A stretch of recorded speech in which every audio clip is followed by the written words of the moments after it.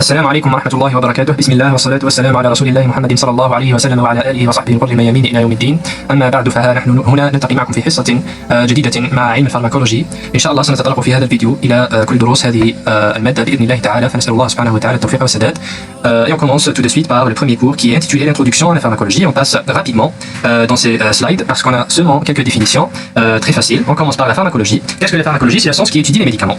Leurs sources, leurs propriétés physiques et chimiques, leurs effets biochimiques et physiologiques, leurs mécanismes d'action dans l'organisme, leur absorption, distribution, biotransformation et excrétion, sous le nom de pharmacocinétique et même son usage thérapeutique ou pharmacodynamie. Cette pharmacologie se divise en deux branches. D'abord, on a la pharmacodynamie. La pharmacodynamie, c'est l'action du médicament dans l'organisme, comment il va produire son effet à l'intérieur de nos organismes. Et la deuxième branche, c'est la pharmacocinétique, qui est l'action de l'organisme sur le médicament, comment il va être métabolisé puis excrété. La pharmacie, c'est l'étude des propriétés physiques et chimiques des médicaments et leur production ou leur synthèse. La pharmacognosie, c'est l'étude des drogues fournies par les plantes. Vous saviez que les plantes ont des substances, ces substances appelées substances actives ou principes actifs, vont être à l'origine de l'effet des médicaments dans nos organismes. Et donc, cette science étudie ces drogues fournies par les plantes. La pharmacologie clinique, selon l'OMS, c'est l'étude des activités qui se rattachent au devenir et aux effets des médicaments chez l'homme, ainsi qu'à leur usage. La toxicologie, c'est l'étude des effets toxiques ou bien nocifs des médicaments. La pharmacovigilance, c'est la dernière étape du développement des médicaments, la synthèse des médicaments. Après que le médicament est marchandisé, cette science est nécessaire pour la détection, l'évaluation, la compréhension et la prévention des risques d'effets indésirables des médicaments. La pharmacodépendance, c'est quelqu'un qui devient accro à un médicament et il ne peut pas l'arrêter. Donc, cette science est responsable de la détection, l'évaluation, la surveillance du potentiel addictif des médicaments.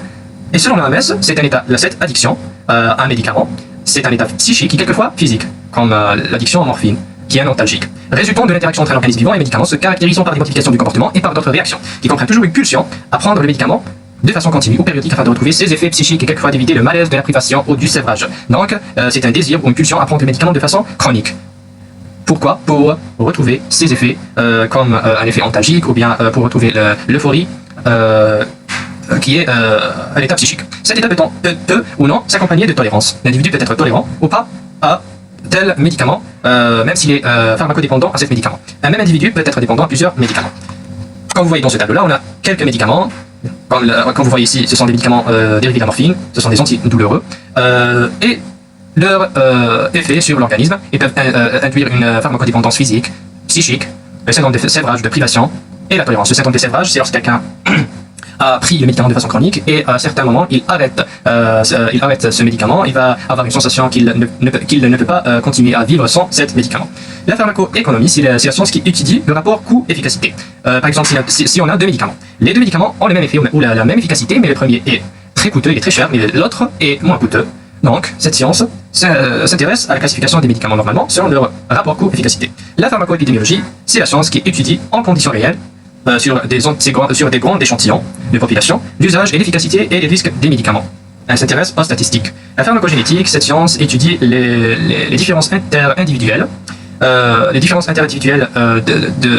qui peuvent influencer sur l'effet du médicament et son cinétique dans l'organisme. La pharmacologie sociale, c'est la science qui étudie d'une part les conséquences sociales de l'exposition des populations aux médicaments et d'autre part les facteurs sociaux dirigeant l'usage des substances pharmacologiques indépendamment de raisons purement cliniques ou rationnelles. Et donc, cette science étudie la relation entre les médicaments et l'environnement. Comment l'environnement peut influencer sur l'utilisation ou la prescription de certains médicaments. Comme ça, on a terminé ces définitions, on passe directement vers les médicaments et leurs propriétés physiques, chimiques et leur usage. D'abord, qu'est-ce qu'un médicament? C'est une substance chimique. On a dit, le médicament, c'est une substance chimique ou principe actif qui provient des plantes. C'est une substance naturelle qui affecte les systèmes physiopathologiques pour le bénéfice de celui qui reçoit la substance. Donc, ces substances actives qui proviennent des plantes vont induire des effets qui sont similaires aux effets induits par des substances endogènes, des substances naturellement présentes dans nos organismes. La composition des médicaments. Le médicament est composé par la substance active ou principe actif, plus des substances associées.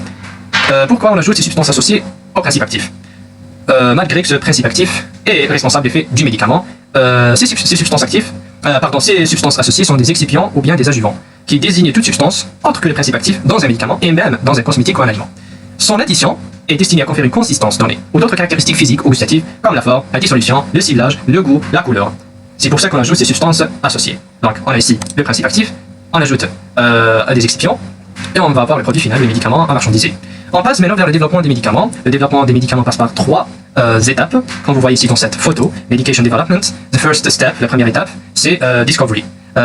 C'est quand on va avoir le principe actif des plantes. Puis, la deuxième étape, les recherches précliniques, on va essayer les effets de ce principe actif sur les animaux pour savoir si ils sont toxiques ou pas. S'ils ne sont pas toxiques, on passe vers la troisième étape qui est clinical development, le développement clinique. On va trouver clinical trials, les essais cliniques normalement sur les humains. Puis, on va décider si cet médicament s'il est adéquat ou pas pour l'utiliser pour les humains. Donc, dans la troisième étape, on a les clinical trials, les essais cliniques sur les humains. Clinical trials, les essais cliniques sur les humains, passent par 4 phases. All medications need the seal of approval. Pour approuver que cet médicament est adéquat pour l'utiliser pour les humains, il passe par 4 phases. La première phase, c'est safety. La safety, c'est safe, il est safe. Article en français. Amin. Test medications in small group of healthy individuals. نجيبوا مجموعة من الناس. عددها قليل يعني هذه المجموعة هذا l'échantillon contient un petit nombre d'individus. On va tester cet médicament à ce groupe d'individus, à cet échantillon, et on va décider s'il est safe ou pas. S'il est la deuxième phase, c'est l'efficacité. Est-ce que cet médicament est efficace? Efficacy. How effective medication is. How well it works at certain dose. On va, dans cette étape, on va augmenter un peu le nombre d'individus dans l'échantillon. Donc, par exemple, si on a pris dans le premier échantillon 10 individus, dans cet échantillon, on va prendre 100 individus. On teste en moderately sized, un nombre modéré de personnes. En moderately sized group of individuals affected by condition. Puis, dans la troisième phase, c'est la phase pour approuver que cet médicament est adéquat pour l'utiliser pour les humains. Approval. New medication compared to standard treatment. On a déjà un traitement standard avant la production de cet médicament. On va le comparer avec cet médicament. S'il est as good as him, as it, ou bien ou pas. Just as good or even better. Si le premier médicament standard est plus performant que celui qu'on va produire maintenant, So, much larger number of individuals. Dans cette troisième phase, on va augmenter aussi le nombre de personnes dans l'échantillon. Replicate exact setting in which medication will be administered in real life, basis for approval by regulatory organizations for market. La quatrième phase, c'est la phase du long terme. La quatrième phase, normalement, c'est la pharmacovigilance, qui est censée de la détection des effets indésirables des médicaments qui ont été déjà marchandisés. Education reaches marketplace, final phase of safety surveillance, long term. Donc, cette étape est de long terme, après que le médicament est marchandisé. Si un médicament présente des effets indésirables, les responsables de santé, comme les pharmaciens, etc., vont signaler ce problème aux responsables. Si certains médicaments présentent un effet toxique ou dangereux sur la santé des humains, il va être banni, ou bien il va être les pharmacies. Donc, cette photo récapitule ces 4 phases. Donc, on a début de l'essai, les essais cliniques, on a la première phase sur un petit nombre d'individus dans l'échantillon, de 20 à 80 personnes. Puis, dans cette première phase, déterminer la dose maximale recommandée. Selon le résultat, on va soit procéder ou arrêter ces essais cliniques. La deuxième phase, jusqu'à 100 personnes, utiliser la dose la plus adaptée et tester l'efficacité. Donc, c'est la phase d'efficacité. On a déjà décidé la dose maximale recommandée au-delà de laquelle le médicament sera toxique. Puis, l'efficacité. La troisième phase de 100 à plusieurs mille personnes, les essais comparatifs entre deux groupes de patients pour évaluer l'efficacité des médicaments et approuver son efficacité, puis le résultat. Ce tableau aussi récapitule les essais cliniques. L'objectif de la première phase, c'est la toxicité. On va déterminer la dose au-delà de laquelle le médicament sera toxique, la toxicité du médicament, la connaissance de la pharmacocinétique, et cette phase dure de quelques jours à quelques mois. Le nombre de volontaires, c'est un petit nombre de volontaires, et à savoir, dans la première phase, les volontaires sont sains. Ils ne présentent aucune maladie. Donc, petit nombre de volontaires sains. Le résultat, 70 des médicaments expérimentés franchissent le capillaire des essais de phase 1. La phase 2, ensuite, on va tester l'efficacité du produit, déterminer sa posologie optimale. La posologie, c'est la dose recommandée pour certains médicaments et le mode d'administration, la fréquence d'administration. C'est ça la posologie, s'intéresse à la dose et la fréquence d'administration des médicaments. Donc, la durée de cette phase est de quelques mois à 2 ans, sur petits groupes homogènes de patients qui sont, cette fois-ci, malades. Ils présentent une maladie, de 10 à 40 malades. Le résultat de cette deuxième phase, un tiers des substances testées franchissent le capillaire des essais de phase 1 et 2. Donc, on passe maintenant vers la troisième phase, étudier le rapport bénéfice-risque du médicament et les précautions d'utilisation, dure une ou plusieurs années, plusieurs centaines de malades, 70 à 90 des médicaments en phase 3 sont retenus comme candidats à une demande d'AMM. La même chose ici, on a la phase préclinique, la phase clinique. Dans les photos précédentes, on a parlé sur cette phase seulement, la phase clinique, les essais cliniques du médicament. Alors, on a d'abord la recherche, comme on l'a vu, discovery, la recherche du principe actif, les découvertes de la recherche fondamentale sur la base du développement de nouveaux médicaments. Puis, après discovery of the principe actif, on passe vers la phase préclinique. Dans cette phase, on va essayer 7 principes actifs sur les animaux pour savoir s'ils sont toxiques, on perfectionne les substances actives et on réalise différents tests de sécurité et d'efficacité sur les animaux. Puis, on a la phase clinique sur les humains, il y a 3 phases. Le nouveau médicament est administré à quelques douzaines de volontaires qui sont sains. La deuxième phase, pour tester sa toxicité, la deuxième phase, c'est de premiers malades reçoivent le nouveau médicament pour tester l'efficacité. Et la troisième phase, un grand groupe de patients reçoivent le nouveau médicament et ils sont malades. Ils reçoivent le médicament en même temps et on continue à tester sur l'animal. Puis, on a l'autorisation et mise sur le marché. Le médicament est contrôlé, autorisé. On continue à observer le médicament pour enregistrer d'éventuels effets secondaires. Cette mission est prise en charge par les responsables de la pharmacovigilance. Donc, en récapitulation, au cours du développement du médicament, la synthèse du médicament, on a 4 étapes. La première étape, c'est l'étape de la recherche. La recherche de quoi? La recherche du principe actif, qui provient des plantes et qui va produire un effet similaire à des substances endogènes dans nos organismes. La deuxième étape, c'est la phase préclinique où on va tester l'efficacité et la sécurité. Safety and technical, donc la sécurité de ces médicaments sur les animaux. Puis on a la phase clinique où on va tester ce principe actif sur les humains. Il y a 3 phases. La première phase, c'est tester la toxicité de cet médicament à un petit groupe d'individus qui sont sains. Et on va déterminer la dose au-delà de laquelle il sera toxique. La deuxième phase, on va tester ce médicament sur un nombre plus grand d'individus dans l'échantillon et qui sont malades pour tester son efficacité. La troisième phase, on va augmenter de plus en plus le nombre d'individus dans l'échantillon pour comparer l'efficacité du médicament à un échantillon plus large. Et puis, on va avoir l'autorisation et la mise sur marché du médicament où on va avoir la pharmacovigilance qui sera responsable de la détection des effets indésirables des médicaments. Vous voyez dans cette photo les espèces qu'on va utiliser pour la deuxième étape du développement de médicaments, des animaux. En général, les espèces utilisées sont les primates, comme les chimpanzés, etc., les rongeurs, comme les rats, et les chiens. La dénomination des médicaments. Pour un tel médicament, on a 3 dénominations. D'abord, on a le nom chimique, comme le 3 diméthyl-oxocisphénylacétone, etc. Donc, la deuxième dénomination, c'est la DCI, ou bien la dénomination commune internationale. Cette dénomination commune internationale est le vrai nom du médicament, qui est connu par les professionnels de santé et aux patients. Par exemple, le paracétamol. Le nom commercial, on a par exemple Doliprane. Donc paracétamol, c'est la dénomination commune internationale, mais dans les pharmacies, ce médicament est marchandisé sous le nom de Doliprane, Voltaren, etc. Les voies d'administration des médicaments. On a la voie entérale, ou bien orale. On a la voie entérale. Donc, les voies d'administration des médicaments, d'abord on a la voie entérale. Dans cette voie, on trouve la voie sublinguale sous la langue, glossette, l'utilisation des glossettes. Donc les médicaments vont être sous forme de glossettes ou tablettes que l'on laisse fondre sous la langue, ou bien des dragées à croquer. La voie orale, on utilise des formes solides, liquides, unitaires, des formes à diviser, des formes retard et des formes rapides. Les formes retards sont des formes qui à dissolution retardée ou à dissolution prolongée. Donc la voie rectale, la troisième voie dans la voie entérale, on a la voie rectale. Par le rectum, on utilise soit les suppositoires ou bien des lavements purgatifs. La forme pharmaceutique du médicament est choisi par le médecin en fonction du site d'action et la durée d'action. Si par exemple on a un problème au niveau de l'estomac, on va la meilleure voie d'administration dans ce cas-là, c'est la voie orale. Donc selon le site d'action du médicament, on choisit la forme pharmaceutique. Par exemple, si on va que le médicament exerce son effet au niveau de l'intestin, on va donner avec le médicament des antacides. On va donner des médicaments qui sont protégés, qui sont enrobés par des substances pour les protéger de l'acidité de l'estomac et exercer leurs effets au niveau de l'intestin. Les formes pharmaceutiques, également appelées galéniques, destinées à la voie orale. On a des formes solides et des formes liquides. Les formes solides, soit des comprimés classiques, effervescents, dispersibles, gastro-résistants, à libération prolongée, capsules, gélules, granules, etc. Soit des formes liquides, solutés buvables, sirop, suspension, ampoule buvable, goutte buvable, émulsion. Les avantages et les inconvénients des différentes voies digestives. Chaque voie a des avantages et des inconvénients. Par exemple, si on prend la voie sublinguale, leurs avantages, les substances fragiles détruites dans le tractus digestif. Donc par exemple, si on a des substances qui sont fragiles, qui vont être détruites dans le tractus digestif, on va les donner par voie sublinguale pour éviter cet inconvénient. Elle est facile, avec une résorption rapide. Les inconvénients de cette voie, les substances irritantes au goût désagréable, les substances peuvent avoir un goût désagréable, nécessitent coopération du malade et résorption assez irrégulière. La même chose pour les autres voies, vous pouvez les lire après.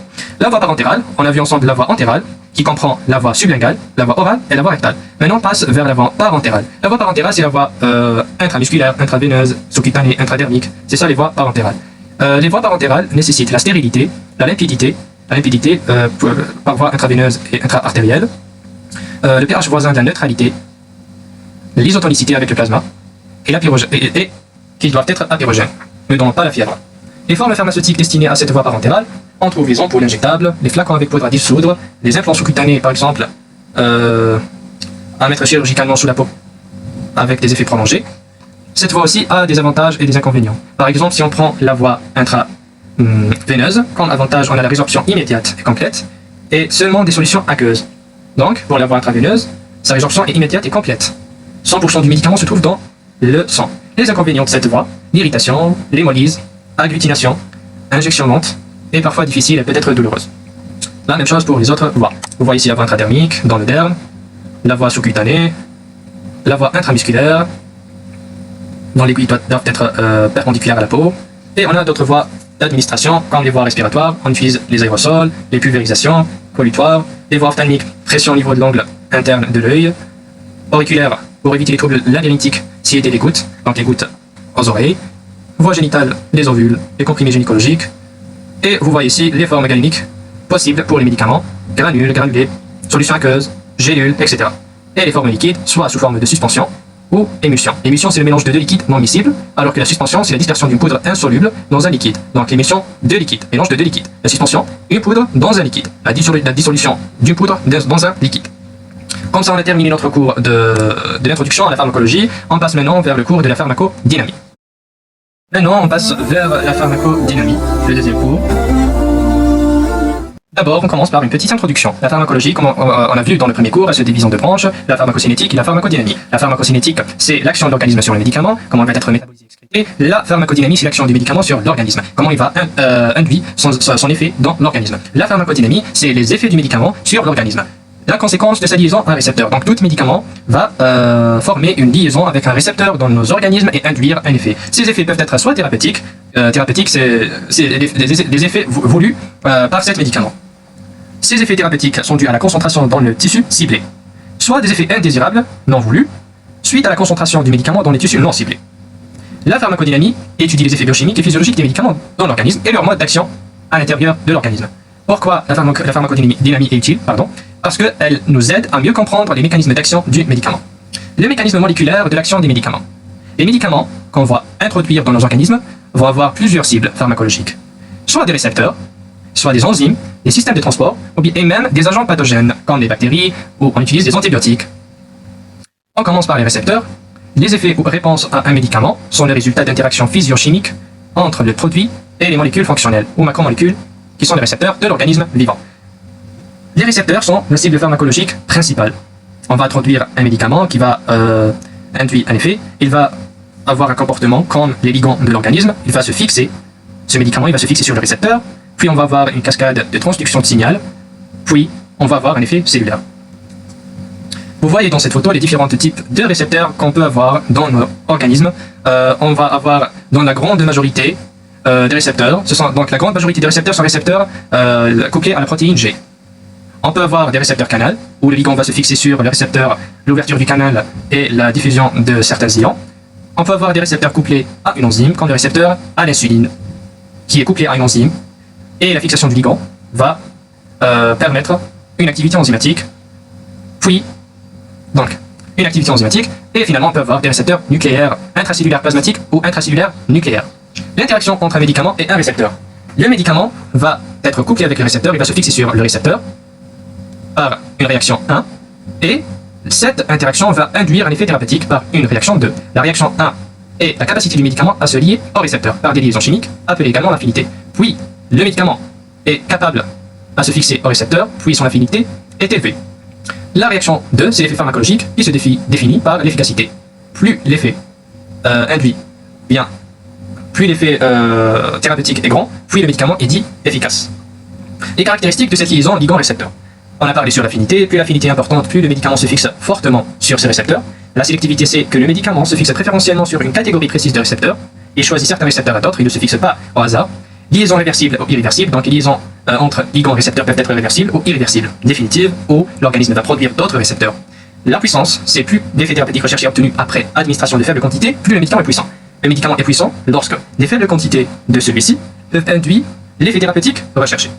Les liaisons chimiques qu'on peut avoir dans les interactions entre médicaments et récepteurs, on va voir la liaison covalente, c'est la liaison la plus forte. On va voir cette liaison, on va la trouver dans les antagonismes irréversibles, où le ligand va se fixer de manière irréversible sur le récepteur. Dans ce type de liaison, on va avoir une liaison covalente, qui est la liaison la plus forte. La liaison covalente, c'est la mise en commun d'un doublet d'électrons. Chaque atome donnant un électron. Donc, un doublet d'électrons. Chaque atome, donc on a ici l'atome d'hydrogène, l'atome d'oxygène. Chaque atome va donner un électron, et le doublet d'électrons va être à l'origine de cette liaison covalente. Les caractéristiques de cette liaison, c'est une liaison stable. Elle est irréversible, à moins d'une intervention d'un catalyseur. Les liaisons de coordination, c'est les liaisons où les deux électrons du doublet proviennent d'un atome donneur, comme le nitrogène, l'oxygène, et vont compléter la structure externe d'un atome receveur. Exemple, chélation EDTA. Comme vous voyez ici, on a l'atome de l'azote, donc l'atome d'azote, avec l'hydrogène. Vous voyez que l'atome d'azote a donné un doublet d'électrons à l'hydrogène, et le produit final est chargé positivement. La charge d'hydrogène est à l'origine de cette charge positive.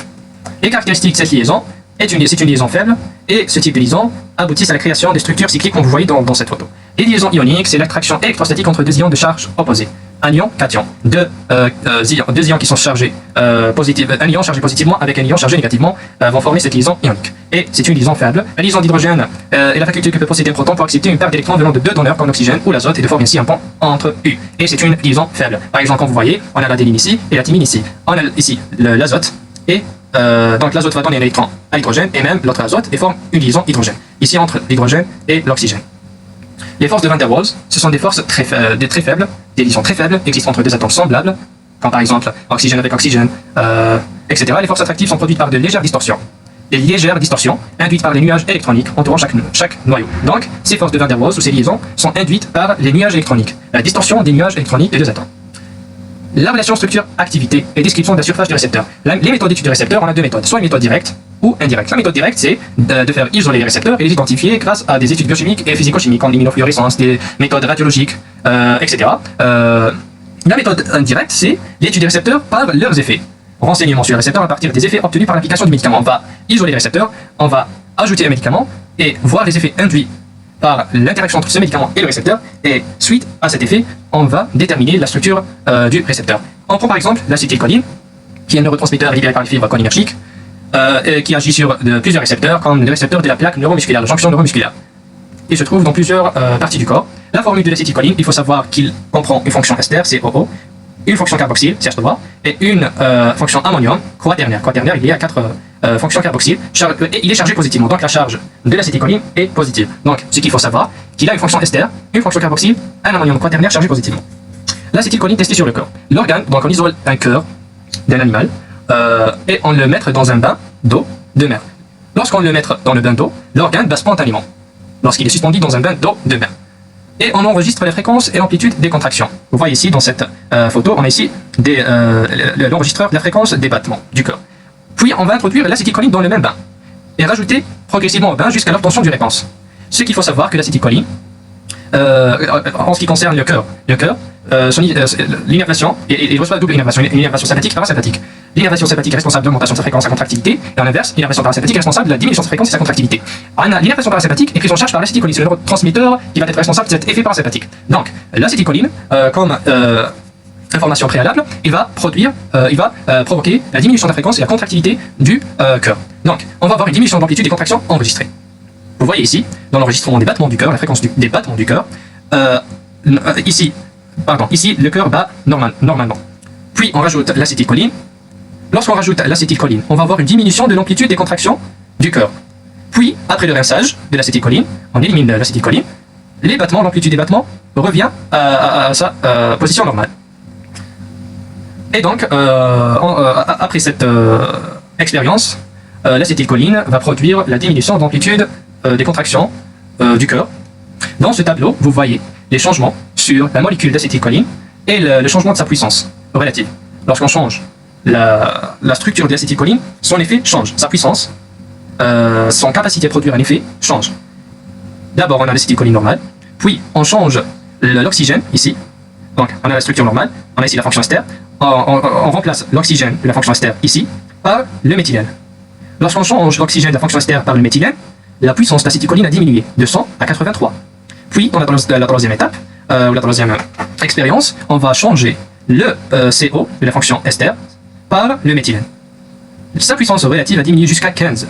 Donc, il existe une relation entre la structure et l'efficacité ou bien l'action du médicament. À partir de cette expérience, on va savoir que la fonction ester est nécessaire au fonctionnement de l'acétylcholine. Les conclusions de cette expérience: l'action maximale de l'acétylcholine est conditionnée par la présence obligatoire d'une structure ester. La fonction ester est nécessaire à l'action maximale de l'acétylcholine, et même pour le groupe carboxyle. Il a un rôle significatif dans cet effet. Les conclusions sur la configuration des surfaces du récepteur de curve de Moore. Le groupe cationique, chargé positivement, l'ammonium quaternaire, à une partie de la molécule d'acétylcholine, indique la présence d'un groupement ou d'un groupe anionique complémentaire à la surface du récepteur. Donc, on a un groupe ammonium chargé positivement dans l'acétylcholine. Donc, le récepteur, logiquement, on a un groupe chargé négativement complémentaire à ce groupe anionique. Les changements opérés dans le groupe méthyl de l'ammonium quaternaire indiquent le site anionique dans le récepteur et dans une cavité qui s'accommode avec deux groupes méthyl. Vous voyez dans cette photo-là, là on a le récepteur et l'acétylcholine. On a le groupe cationique ammonium. Le changement de la position des deux groupes méthyl nous permet de savoir que le site anionique sur le récepteur est creusé de deux cavités où il va s'attacher aux deux groupes méthyl de l'ammonium quaternaire. Les deux groupes méthyl aident à stabiliser le complexe grâce à des forces de Van der Waals. Une surface plane qui augmente l'effet attractif des forces de Van der Waals et stabilise la liaison acétylcholine-récepteur. Vous voyez ici dans le récepteur, on a une surface plane. Cette surface augmente l'effet attractif des forces de Van der Waals avec l'acétylcholine. Et ici, on a la fonction ester qui va être liée par une liaison hydrogène au site estérasique du récepteur. L'oxygène du groupe carboxyle, grâce à une liaison de type hydrogène, accroît la stabilité du complexe acétylcholine-récepteur. Les conséquences des interactions entre les médicaments et les récepteurs, ou bien la relation dose-réponse. La relation dose-réponse ou log-dose-réponse, ou LDR. La relation qui existe entre la dose, ou la concentration d'un médicament administré, et la réponse biologique obtenue après l'action de celui-ci, est représentée par une courbe. Une courbe log-dose-réponse. Log-dose-réponse, de forme sigmoïde, à la forme sigmoïde, S, qui approche la réponse 0% à faible dose, puis la réponse maximale 100% à haute dose. Donc, la courbe de la relation dose-réponse ou log-dose-réponse est une courbe sigmoïde dont les faibles doses ont un effet faible, ou une réponse faible, les doses maximales ont un effet maximal, 100%. Vous voyez ici dans cette photo la même chose, une courbe de forme sigmoïde.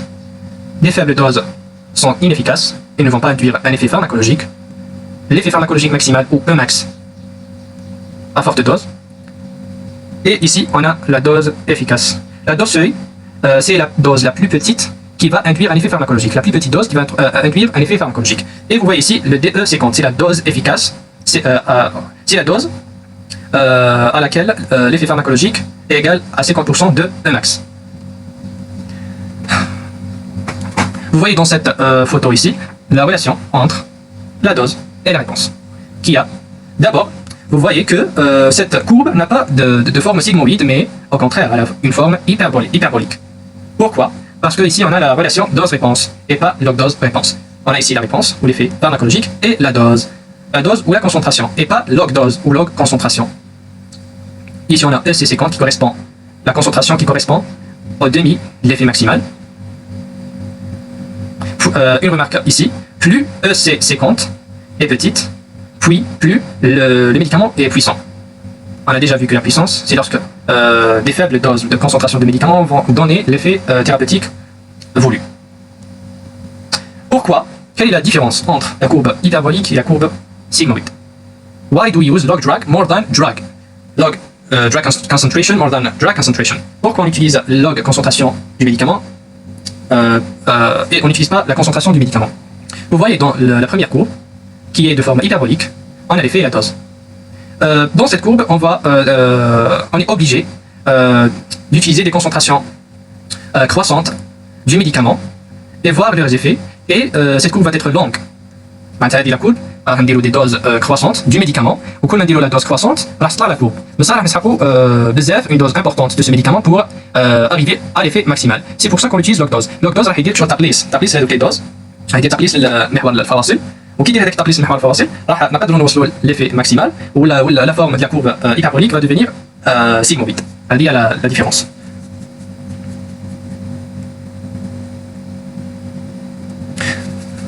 Dans cette courbe-là, vous voyez une comparaison entre l'acétylcholine et l'arécholine.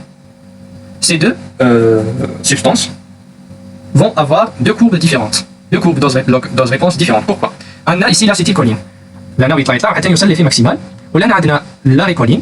L'arécholine ما طلعش حتى هكذاك 10 أس ناقص 8 تقريبا 10 8 باش بدا يطلع وقاعد يطلع وطلع اكثر من لاسيتيكولين. حنا لاسيتيكولين وصل لي في ماكسيمال تاعو في 10 8 وصل 75 بصح لا ريكولين كمل يطلع حتى 100%. واش معناتها؟ on conclut que l'acétylcholine est plus il a une affinité plus grande que la récoline. Il se fixe plus fortement que la récoline sur les récepteurs. On introduit les deux substances en même temps, mais l'acétylcholine, son affinité est plus grande que l'affinité de la récoline. Il se fixe le premier sur les récepteurs, il commence à induire son effet et il atteint son effet maximal à 75%. Mais la récoline, il a moins d'affinité pour les récepteurs et lorsqu'il se fixe sur ces récepteurs, il commence à induire son effet et il arrive à l'efficacité, à une réponse de 100%, l'effet maximal. Donc la récoline, on dit que la récoline est plus efficace que l'acétylcholine parce qu'il induit un effet plus efficace que l'acétylcholine. Son effet maximal est de 100%, l'acétylcholine, son effet maximal est de 75%.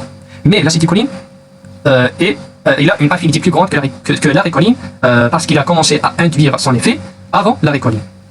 L'acétylcholine a plus grande affinité, action à concentration plus faible que la récoline. L'acétylcholine est plus puissant parce qu'à concentration plus faible que la récoline a induit des effets thérapeutiques ou pharmacologiques, alors que la récoline a plus grande efficacité parce que sa réponse est plus forte, 100%, alors que l'acétylcholine 75%. L'affinité représente la tendance du médicament à former un complexe stable avec le récepteur. L'acétylcholine a une tendance plus forte à former un complexe stable avec le récepteur. L'efficacité reflète l'activité biologique de ce complexe médicament-récepteur. La récoline a une activité intrinsèque ou efficacité plus importante que l'acétylcholine lorsqu'il se fixe au même récepteur. La même chose ici, on a l'efficacité ou l'activité intrinsèque. On dit qu'un médicament est plus efficace lorsqu'il a un effet maximal plus important qu'un autre médicament. La puissance potentie, la puissance, c'est lorsque des faibles concentrations du médicament vont induire un effet pharmacologique. Le C50 et le D50. Le C50 et le D50, c'est la même chose. Le C50, c'est la concentration à laquelle l'effet est égal à 50% d'effet maximal. Le D50, c'est la dose à laquelle l'effet est égal à 50% de l'effet maximal. Deux médicaments ayant le même mode d'action sur le récepteur ont leur courbe log dose-réponse parallèle. A et B, ce sont deux substances, deux médicaments, la même efficacité et vont induire la même action sur le récepteur. L'efficacité maximale des deux médicaments, c'est à 100%, mais A est plus puissant que B. Pourquoi? Il a plus d'affinité que B. Sa tendance à former un complexe stable avec les récepteurs est plus forte que celle de B. Pour cela, il va induire des effets pharmacologiques à des faibles concentrations avant même que le médicament B va induire un effet. Les variations biologiques et la marge thérapeutique. La notion de variabilité de la réponse au médicament dans une population donnée, la même dose de médicament ne produit pas le même effet. Il existe des variations interindividuelles dans les réponses induites par les médicaments ou bien la pharmacogénétique. Cette science est responsable d'étudier ces modifications ou ces différences interindividuelles qui peuvent être à l'origine de changements de l'effet de médicaments sur l'organisme. La marge thérapeutique ou l'index thérapeutique. La marge thérapeutique, c'est l'intervalle. La marge thérapeutique est un intervalle qui existe entre la plus petite dose qui va induire un effet, appelée également la dose seuil. Donc, c'est l'intervalle qui existe entre la dose seuil, la plus petite dose qui va induire un effet pharmacologique, et la plus petite dose à l'origine d'un effet létal ou toxique. Vous voyez ici dans ces deux courbes, pour la première courbe, on a un médicament. L'intervalle entre la dose seuil, ici, la dose seuil, et la dose qui va produire un effet toxique. Cet intervalle est appelé la marge thérapeutique. Plus la marge thérapeutique est grande, plus cet intervalle est grand, plus le médicament est il est plus efficace. Alors que cette deuxième courbe, on a le médicament, la dose seuil ici, la plus petite dose qui va introduire un effet pharmacologique, et la dose qui va provoquer un effet toxique. La marge thérapeutique ici, elle est plus courte, et on ne peut pas donner ce médicament est inefficace parce qu'on ne peut pas donner des doses plus que la dose toxique ici. Donc, c'est ici qu'on peut donner cet médicament, à ces doses-là. L'index thérapeutique, le rapport entre la dose létale séquente et la dose efficace séquente. On a deux courbes. On a ici la dose efficace séquente, ou DE séquente, c'est la dose à laquelle l'effet est égal à la moitié de l'effet maximal. Et la dose létale séquente, c'est la dose à laquelle l'effet létal est égal à 50%, ou bien à la moitié de l'effet létal maximal. Plus l'index thérapeutique est grand, plus l'index thérapeutique augmente, plus le médicament sera efficace. Plus la dose létale séquente augmente, lorsque la dose létale séquente augmente, lorsqu'elle augmente, l'index thérapeutique augmente. Et donc, le médicament sera plus efficace. On passe maintenant vers l'antagonisme et la synergie. On a différents types de ligands. On a l'agoniste, le médicament qui produit l'effet du ligand naturel. le même effet. L'agoniste peut être partiel ou agoniste entier. Un agoniste entier, il va produire le même effet du ligand naturel. L'agoniste partiel, il va reproduire une partie de l'effet, mais pas tout l'effet du ligand naturel. L'antagoniste, c'est le médicament qui inhibe l'effet du ligand naturel. Il s'oppose à l'effet du ligand naturel. On ne doit pas donner à un agoniste avec un antagoniste parce qu'ils sont. On ne doit pas donner un agoniste avec un antagoniste parce qu'ils ont des effets opposés. Les modulateurs allostériques, ces modulateurs aussi ligands, vont se fixer sur un site, sur les récepteurs autres que les sites actifs, et moduler l'activité du récepteur, soit en augmentant ou en diminuant son activité. Dans cette photo-là, vous voyez la différence entre les agonistes entiers, partiels, et l'agoniste inverse. Donc, l'agoniste entier, il va produire le même effet que l'agoniste naturel. L'agoniste partiel va produire la moitié de l'effet de l'agoniste naturel. L'agoniste inverse va diminuer l'effet produit par le récepteur lui-même. Parce que, au repos, en dehors de toute stimulation par des ligands, les récepteurs ont une activité basale. Il induit un effet, même s'ils ne sont pas fixés avec un ligand, il induit une activité, un effet basal, mais cet agoniste inverse va diminuer cet effet induit par les récepteurs au repos. Vous voyez ici l'agoniste partiel, sa fréquence et la fréquence de l'agoniste entier, il va produire le même effet que l'agoniste naturel. L'antagonisme et synergie. L'antagonisme, si l'un des médicaments s'oppose à l'effet de l'autre. La synergie, c'est l'effet de chaque médicament s'ajoute. Donc, les antagonismes, on a deux types d'antagonisme. On a l'antagonisme compétitif et l'antagonisme non compétitif. Pour l'antagonisme compétitif, la jonction du médicament A à des concentrations croissantes, c'est l'antagoniste, entraîne une diminution apparente d'affinité du médicament B pour le récepteur. Par exemple, vous voyez ici, on a un récepteur, la naloxone se fixe sur ce récepteur.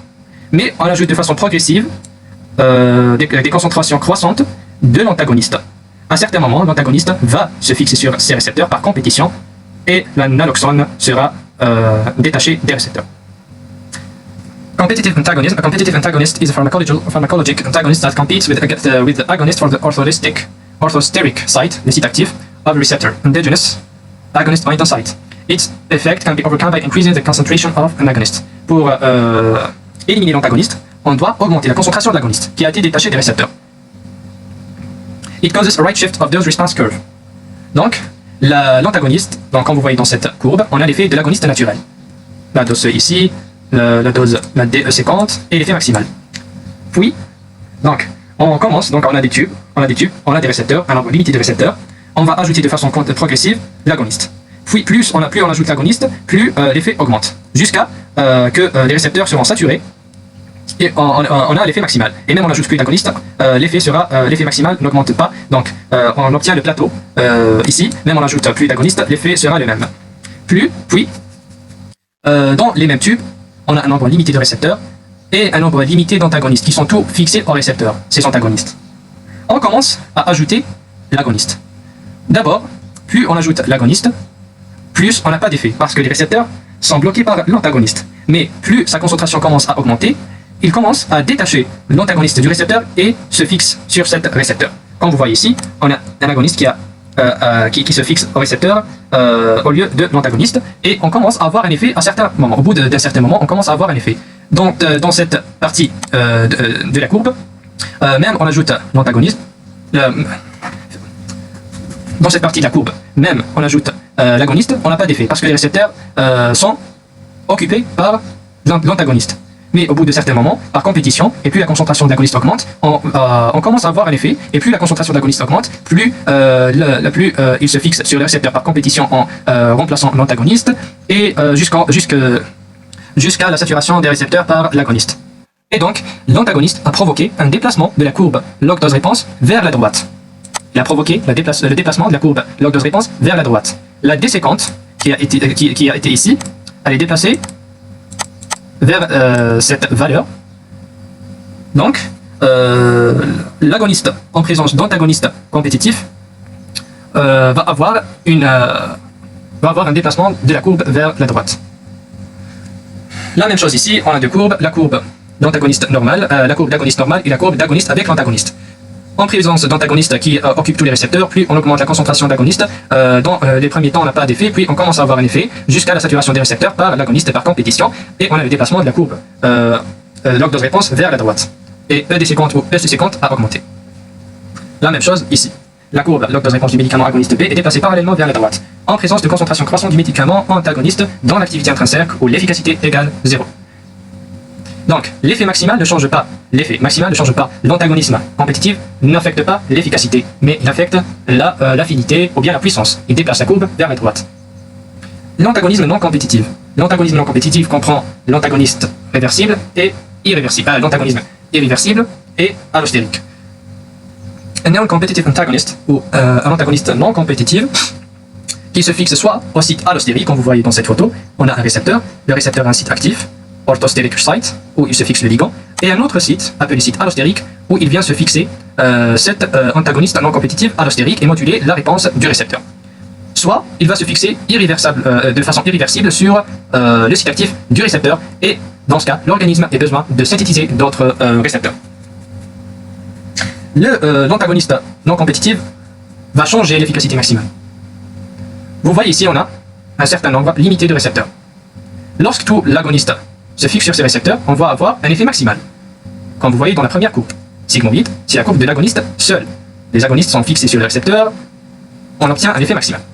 Si on ajoute un antagoniste non compétitif qui va se fixer de façon irréversible sur la moitié des récepteurs limités, l'antagoniste est fixé et l'agoniste se fixe seulement sur la moitié restante. Donc, l'effet induit par ces agonistes est égal à la moitié de l'effet maximal, puisque les autres récepteurs sont toujours occupés. Même on augmente la concentration de l'agoniste, l'effet sera le même, parce que les autres agonistes ne trouvent pas où ils vont se fixer. Et pour cela, l'antagoniste non compétitif va affecter l'efficacité, il va diminuer l'effet maximal. Dans cet exemple, il va le diminuer jusqu'à la moitié, jusqu'à 50%, parce que la moitié des récepteurs est occupée par l'antagoniste non compétitif. Donc, comme récapitulation, l'antagonisme compétitif, il va se fixer de manière compétitive seulement, réversible avec les récepteurs. Et plus on augmente la concentration de l'agoniste, plus on va avoir une réponse, et il va détacher l'antagoniste compétitif des récepteurs et se fixer sur ces récepteurs. L'antagonisme compétitif va provoquer seulement un déplacement de la courbe log dose réponse vers la droite et une augmentation de ED50 ou EC50. Et il n'affecte pas l'effet maximal induit par les agonistes, parce que, à la fin, tous les agonistes vont se fixer sur tous les récepteurs.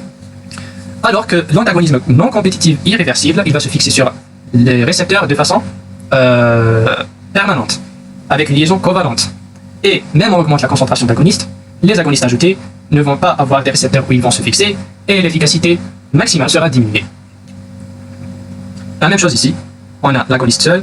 Lorsqu'on ajoute l'antagoniste non compétitif irréversible, l'efficacité diminue de façon progressive. Les courbes ne sont plus parallèles, mais divergentes. Lorsque la concentration de l'antagoniste D augmente, la jonction du médicament D entraîne une diminution de l'activité intrinsèque du médicament C, ou de l'efficacité du médicament C. La pente de la courbe log dose réponse de l'agoniste, qui est le médicament C dans cette courbe, diminue, entraînant une diminution d'effet maximal en présence de l'antagoniste irréversible. En récapitulant, cette image récapitule qu'est-ce qu'on a dit. Vous voyez ici, on a un récepteur, le site actif, le site allostérique, le site actif. Donc on a un agoniste, un antagoniste compétitif, un modulateur allostérique activateur, un modulateur inhibiteur allostérique. La courbe, ici, on a la courbe de l'agoniste seul, on a la courbe de l'agoniste seul, A, lorsqu'il se fixe sur le site actif. Lorsqu'on ajoute un antagoniste compétitif, il va se fixer de façon seulement réversible. Et lorsqu'on ajoute une concentration plus grande d'agoniste, il se fixe par compétition sur ces récepteurs. L'antagonisme compétitif va provoquer un déplacement vers la droite, la courbe log dose réponse. Donc, la courbe ici colorée en jaune, c'est la courbe d'agoniste avec l'antagoniste compétitif. Un déplacement vers la droite. Les modulateurs allostériques, un allostérique activateur, il va potentialiser ou augmenter la réponse du récepteur à l'agoniste, donc il va augmenter son effet. Donc, la première courbe ici, c'est la courbe de l'agoniste avec le modulateur activateur allostérique. On a E max à augmenter. Soit, on va avoir un allostérique inhibiteur qui va diminuer la réponse du récepteur à l'agoniste, et E max va diminuer. Et donc, la courbe colorée en violet, c'est la courbe de l'agoniste avec l'inhibiteur allostérique. E max a diminué. La même chose ici, un déplacement vers la droite. Donc, un antagonisme compétitif. On a trois médicaments. Le médicament A est le plus efficace et le plus puissant. Parce que des faibles concentrations du médicament A ont induit les effets pharmacologiques voulus et son efficacité est à 100%. Le médicament B, il a la même efficacité de 100%, mais il est moins puissant parce qu'il nécessite des concentrations plus grandes que le médicament A pour induire le même effet pharmacologique. Le médicament C est moins efficace parce que son efficacité maximale est de 50% et le moins puissant parce qu'il nécessite des concentrations plus en plus grandes pour induire un effet pharmacologique. On passe vers la synergie. La synergie est soit potentialisatrice, elle est dite potentialisatrice lorsque l'effet est supérieur à la somme des effets élémentaires. On a un récepteur avec un médicament A, un récepteur avec un médicament B. Chaque médicament a un effet pharmacologique élémentaire. Lorsque l'effet pharmacologique résultant est supérieur à l'addition de ces deux effets élémentaires, la synergie, dans ce cas, est appelée potentialisatrice. Elle est dite additive si l'addition des deux effets élémentaires ne sera pas... Donc, si l'effet global, la synergie, donc l'effet global à l'administration de ces deux médicaments, ne sera pas supérieur à l'addition de ces deux effets élémentaires, mais il sera égal à l'addition de ces deux effets élémentaires. Dans ce cas, elle est dite additive. Les utilités pratiques des principes de la pharmacodynamie. L'atropine et la D-typocurarine, action par liaison réversible avec les récepteurs cholinergiques, empêche l'action du neurotransmetteur physiologique. Un acétylcholine se fixe normalement sur son récepteur cholinergique, mais comme antagonisme, on peut administrer soit l'atropine ou bien la D-typocurarine, qui se fixe de façon réversible sur ces récepteurs empêchant la fixation de l'acétylcholine. Et donc on peut dire que ces deux substances, l'atropine et la D-typocurarine, vont induire un déplacement de la courbe de l'octose-réponse vers la droite. L'antagonisme des analgésiques narcotiques morphine par la nalorphine et la compétition entre l'isoprénaline et le propranolol pour les récepteurs adrénergiques bêta. La même chose, on va voir des antagonismes. Certains médicaments modifient la sensibilité des récepteurs. Augmentation de la réponse expressive à l'adrénaline par l'administration chronique de ganglitidine. Donc certains médicaments modifient la sensibilité des récepteurs. Soit ils augmentent l'exposition de ces récepteurs à un autre médicament, soit ils diminuent l'exposition de ces récepteurs à certains médicaments. Interaction pharmacodynamique.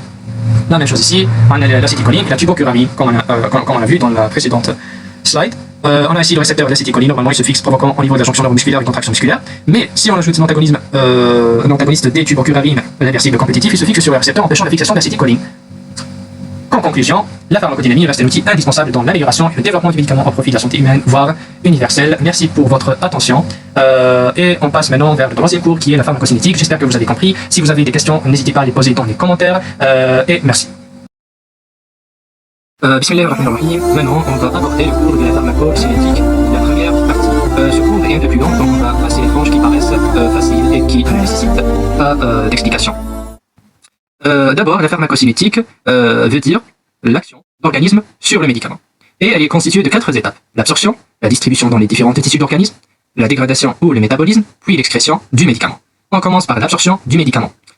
Pour toutes les voies d'administration en dehors de la voie intraveineuse, le médicament doit d'abord être mis en solution avant de franchir les membranes. Pour cette raison, on distingue classiquement dans les mécanismes d'absorption les 2 étapes suivantes. Étape de libération ou dissolution du principe actif et une étape de résorption. Ces 2 étapes déterminent la vitesse et la quantité de médicaments qui atteindra la circulation systémique après administration. La libération, c'est la désintégration de la forme solide de la molécule. Donc elle intéresse beaucoup plus les substances associées au principe actif, soit dragées, gélules, comprimés, cristaux, etc., à une forme résorbable par l'organisme. Donc la libération du principe actif peut être résorbée par l'organisme, principalement au niveau de l'intestin. Les formes à libération prolongée et les formes à libération retardée. On a 2 types de formes. En fonction de leur libération, de leur mode de libération, on a les formes à libération prolongée, ce sont donc la substance active est alors enfermée dans une trame qui permet une diffusion progressive et donc une résorption tout au long de l'absorption digestive. Donc dans ce type de forme, la résorption ou bien la libération se fait de façon progressive, tout au long du tractus gastro-intestinal. Et les formes à libération retardée, pour protéger les substances détruites en milieu acide, on peut élaborer les comprimés entourés de cire, résistant ainsi à la désintégration par le suc gastrique. Et la libération est seulement déplacée au niveau de l'intestin. Et la résorption se fera essentiellement au niveau intestinal. La résorption, quant à elle, n'intervient qu'une fois la libération et la mise en solution est obtenue. La pharmacocinétique, ou bien l'absorption, c'est un processus par lequel le médicament passe de son site d'administration à la circulation sanguine. Nombre de sites d'administration des médicaments. Donc, selon le site d'administration du médicament, l'absorption diffère. Cas particulier de la voie intraveineuse, donc la voie intraveineuse, il n'existe pas d'absorption parce que le médicament va entrer directement dans la circulation sanguine. Et toute la dose administrée atteint la circulation générale. Donc toute la dose administrée égale la dose qui se trouve dans le plasma ou dans la circulation sanguine. Mais la voie de référence est la voie orale. La voie fréquente est la voie orale. Et la voie intraveineuse est la voie de référence. Les mécanismes de passage à travers les membranes, comment le médicament va être absorbé, comment il va être résorbé par l'organisme. Le médicament administré, dissolution dans le milieu gastro-intestinal sans être détruit par l'acidité des sécrétions gastriques ou par les enzymes contenues dans la lumière intestinale. Après dissolution, il y aura un passage de la barrière digestive, principalement par diffusion passive ou par de transport actif. Donc on a 2 mécanismes de passage à travers la membrane intestinale, soit par diffusion passive, soit par un transport actif avec consommation d'énergie. On commence par les transports passifs. Dans les transports passifs, on trouve la diffusion passive. Pour diffuser passivement à travers la membrane gastro-intestinale, la membrane de nature lipidique, c'est une membrane de nature lipidique. Donc les molécules doivent être d'abord liposolubles et non ionisées, donc apolaires. L'absorption digestive. Le passage du médicament à travers l'épithélium digestif, l'estomac et la première partie de l'intestin grêle. Les mécanismes, comme on l'a déjà dit, de la diffusion passive se fait dans le sens du gradient de concentration, du plus concentré vers le moins concentré, et ne consomme pas d'énergie. Les facteurs influençant cette absorption digestive sont les propriétés physico-chimiques du médicament. La faible masse moléculaire, plus la masse moléculaire du médicament est faible, plus son absorption va être facile. La forme ionisée, qui est contrôlée par le pKa du médicament et le pH du milieu où il se trouve, et le caractère plutôt lipophile. Plus il est limpide, log-P du médicament, c'est la limpidité, plus il passe ou il est absorbé facilement, il se diffuse facilement à travers la membrane intestinale. Les facteurs influençants aussi, c'est la forme galinique du médicament. Comme on l'a déjà vu, il existe des formes à libération prolongée et des formes à libération retardée. Donc, si on prend par exemple un médicament sous forme de solution, il est déjà en forme de solution. Donc, il ne nécessite pas une étape de dissolution du principe actif. Donc, il va être directement absorbé au niveau de la lumière intestinale et entre dans la circulation sanguine. Mais les comprimés qui sont enrobés, gastro-résistants, ils nécessitent d'abord une étape de dissolution, puis une étape d'absorption. Le deuxième facteur, comme on l'a déjà dit, c'est la forme non ionique. Plus le médicament il est apolaire, non ionique, il se diffuse facilement à travers la membrane digestive. Et sa forme ionique dépend du pKa, de son pKa et du pH du milieu où il se trouve. Pour un acide, les médicaments qui sont des acides faibles, quand ils se trouvent dans un milieu basique, il devient ionisé. Et même pour les médicaments qui sont des bases faibles, dans un milieu acide, il devient ionisé. Ce processus d'absorption va dans le sens, ou le processus de diffusion passive, il va dans le sens d'un gradient de concentration du plus concentré vers le moins concentré. Sans consommation d'énergie, il n'est pas spécifique d'un médicament et pas saturable. Il n'existe pas de phénomène de compétition, il dépend bien évidemment de la masse molaire de la substance médicamenteuse, les molécules de grande taille étant moins bien absorbées que les petites molécules. En cas d'intoxication par les barbituriques, qui sont des acides, puisque ce sont des acides, il faudra alcaliniser les urines. Bicarbonate de sodium. Pourquoi? Pour empêcher la réabsorption passive des barbituriques des urines vers le sang au niveau du tubule rénal. Donc, en cas d'intoxication par les barbituriques, ce sont des acides. Et les acides dans un milieu basique, il devient ionisé.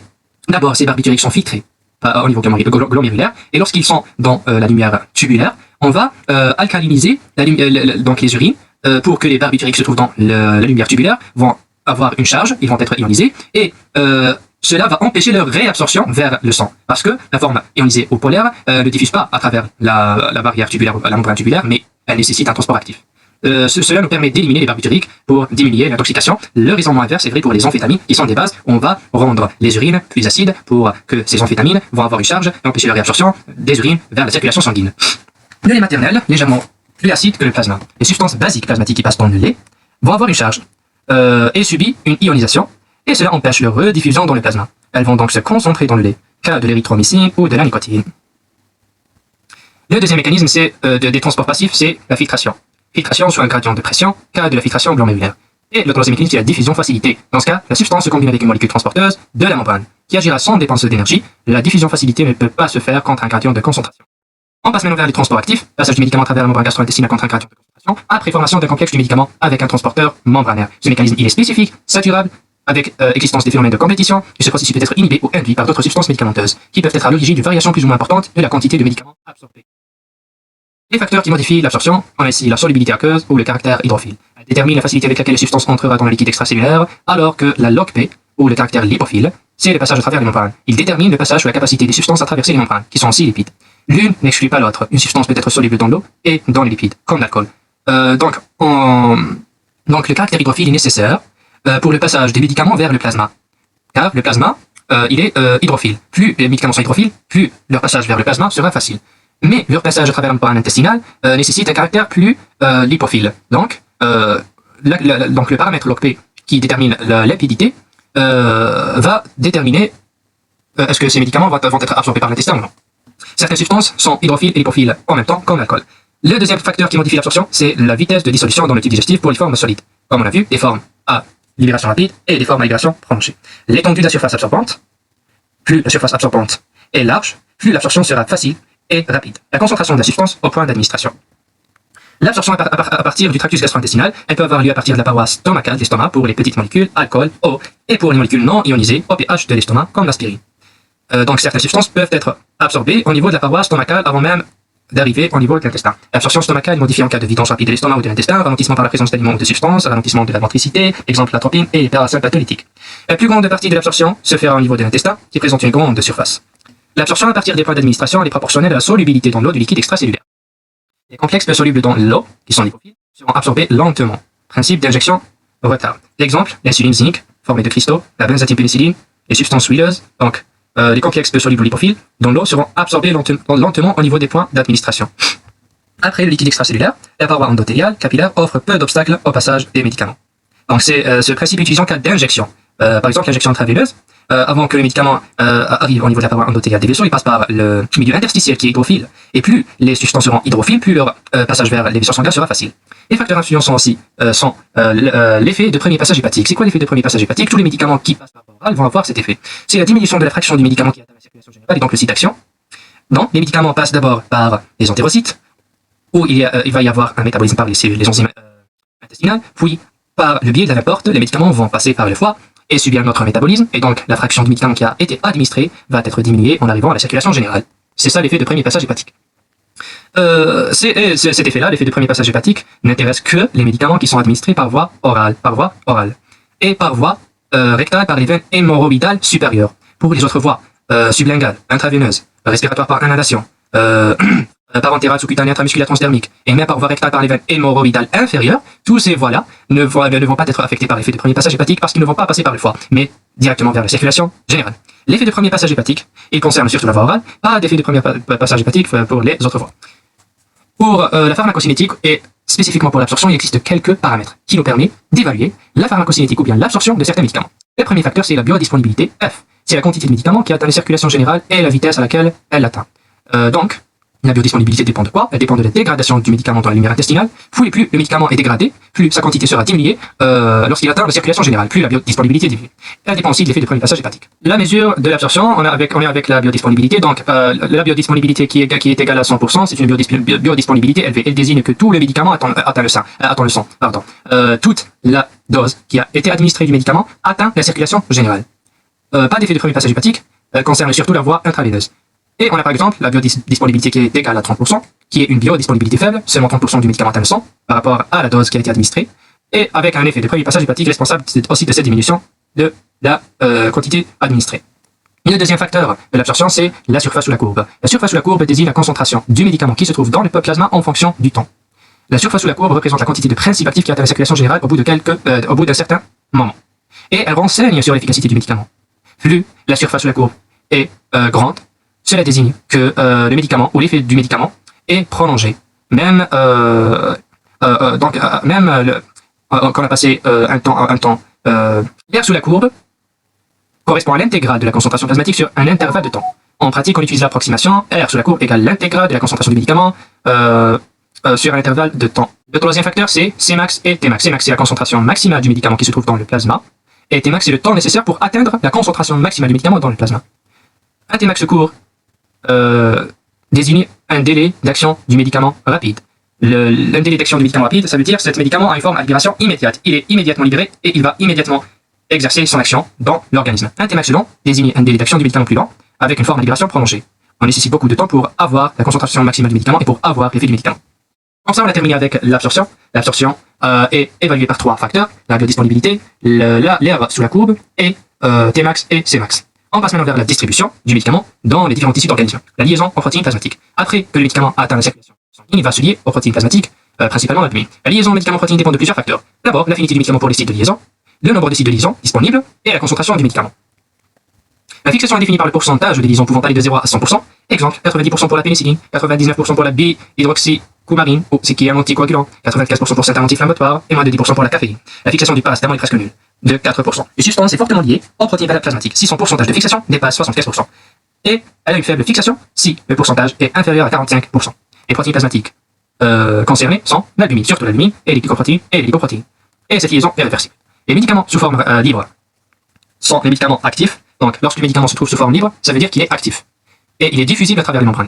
Et il est éliminé ou métabolisé. Mais les médicaments qui vont être associés avec les protéines plasmatiques comme l'albumine, ces médicaments ne vont pas avoir une action sur l'organisme, mais ils vont agir comme une réserve du médicament. Ils ne peuvent pas traverser les membranes. Ils engendrent une diminution d'intensité d'action et ils vont ralentir la dégradation et l'élimination. C'est un phénomène à prendre en compte dans la détermination de la dose.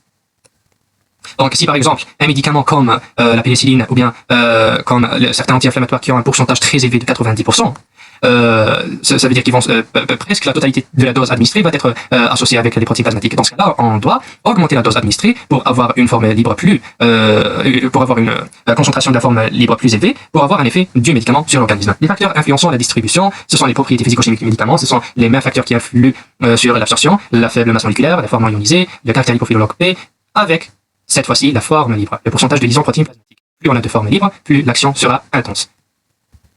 L'irrigation des organes et distribution tissulaire. Le cas du système nerveux central. Le phénomène de redistribution. Par exemple, les substances très liposolubles ou lipophiles, telles que le thiopental, qui est un anesthésique général, par voie intraveineuse rapide, distribution vers les organes les plus irrigués dans le cerveau. Action puis retraverse la barrière hémato-encéphalique, donc il va exercer son action au niveau du cerveau, puis il va retraverser de nouveau la barrière hémato-encéphalique et redistribution au tissu périphérique moins irrigué. Arrêt rapide de l'effet thérapeutique avec accumulation périphérique sans élimination. Donc certains médicaments, leur distribution, donc les médicaments qui sont, donc certains médicaments qui ont une action sur le système nerveux central. Les médicaments qui ont une action sur le système nerveux central après et qui ont liposoluble, donc ils peuvent traverser la membrane hématoménagée, la barrière hématoménagée. Après administration par voie intraveineuse, ils vont directement aller vers les organes les plus irrigués par le sang. Les organes les plus irrigués, surtout le cerveau. Et après exercer leur action, ils retraversent cette barrière hémato-encéphalique et redistribution au tissu périphérique moins irrigué. Et dans ce cas-là, on va avoir un arrêt rapide de l'effet thérapeutique au niveau du cerveau et accumulation périphérique de cet médicament sans élimination. Pour le placenta, il représente une barrière peu efficace qui sera traversée par de nombreuses substances. Les réservoirs cellulaires, après redistribution périphérique et accumulation dans le tissu périphérique, moins irrigué. On a les réserves cellulaires lipidiques. La masse des lipides retient les substances liposolubles, mais vu que le flux sanguin du tissu adipeux est faible, l'élimination de ces substances ainsi séquestrées sera lente. Les cellules hépatiques peuvent concentrer certaines substances, par exemple la chloroquine, antipaludien, est 1000 fois plus concentrée dans le foie que dans le plasma. Les lieux de métabolisme, exemple le foie par les barbituriques, les lieux d'excrétion urine pour la pénicilline. Le volume de distribution. Le volume virtuel dans lequel le médicament serait distribué après équilibre. Le volume de distribution égale la quantité administrée sur la concentration plasmatique.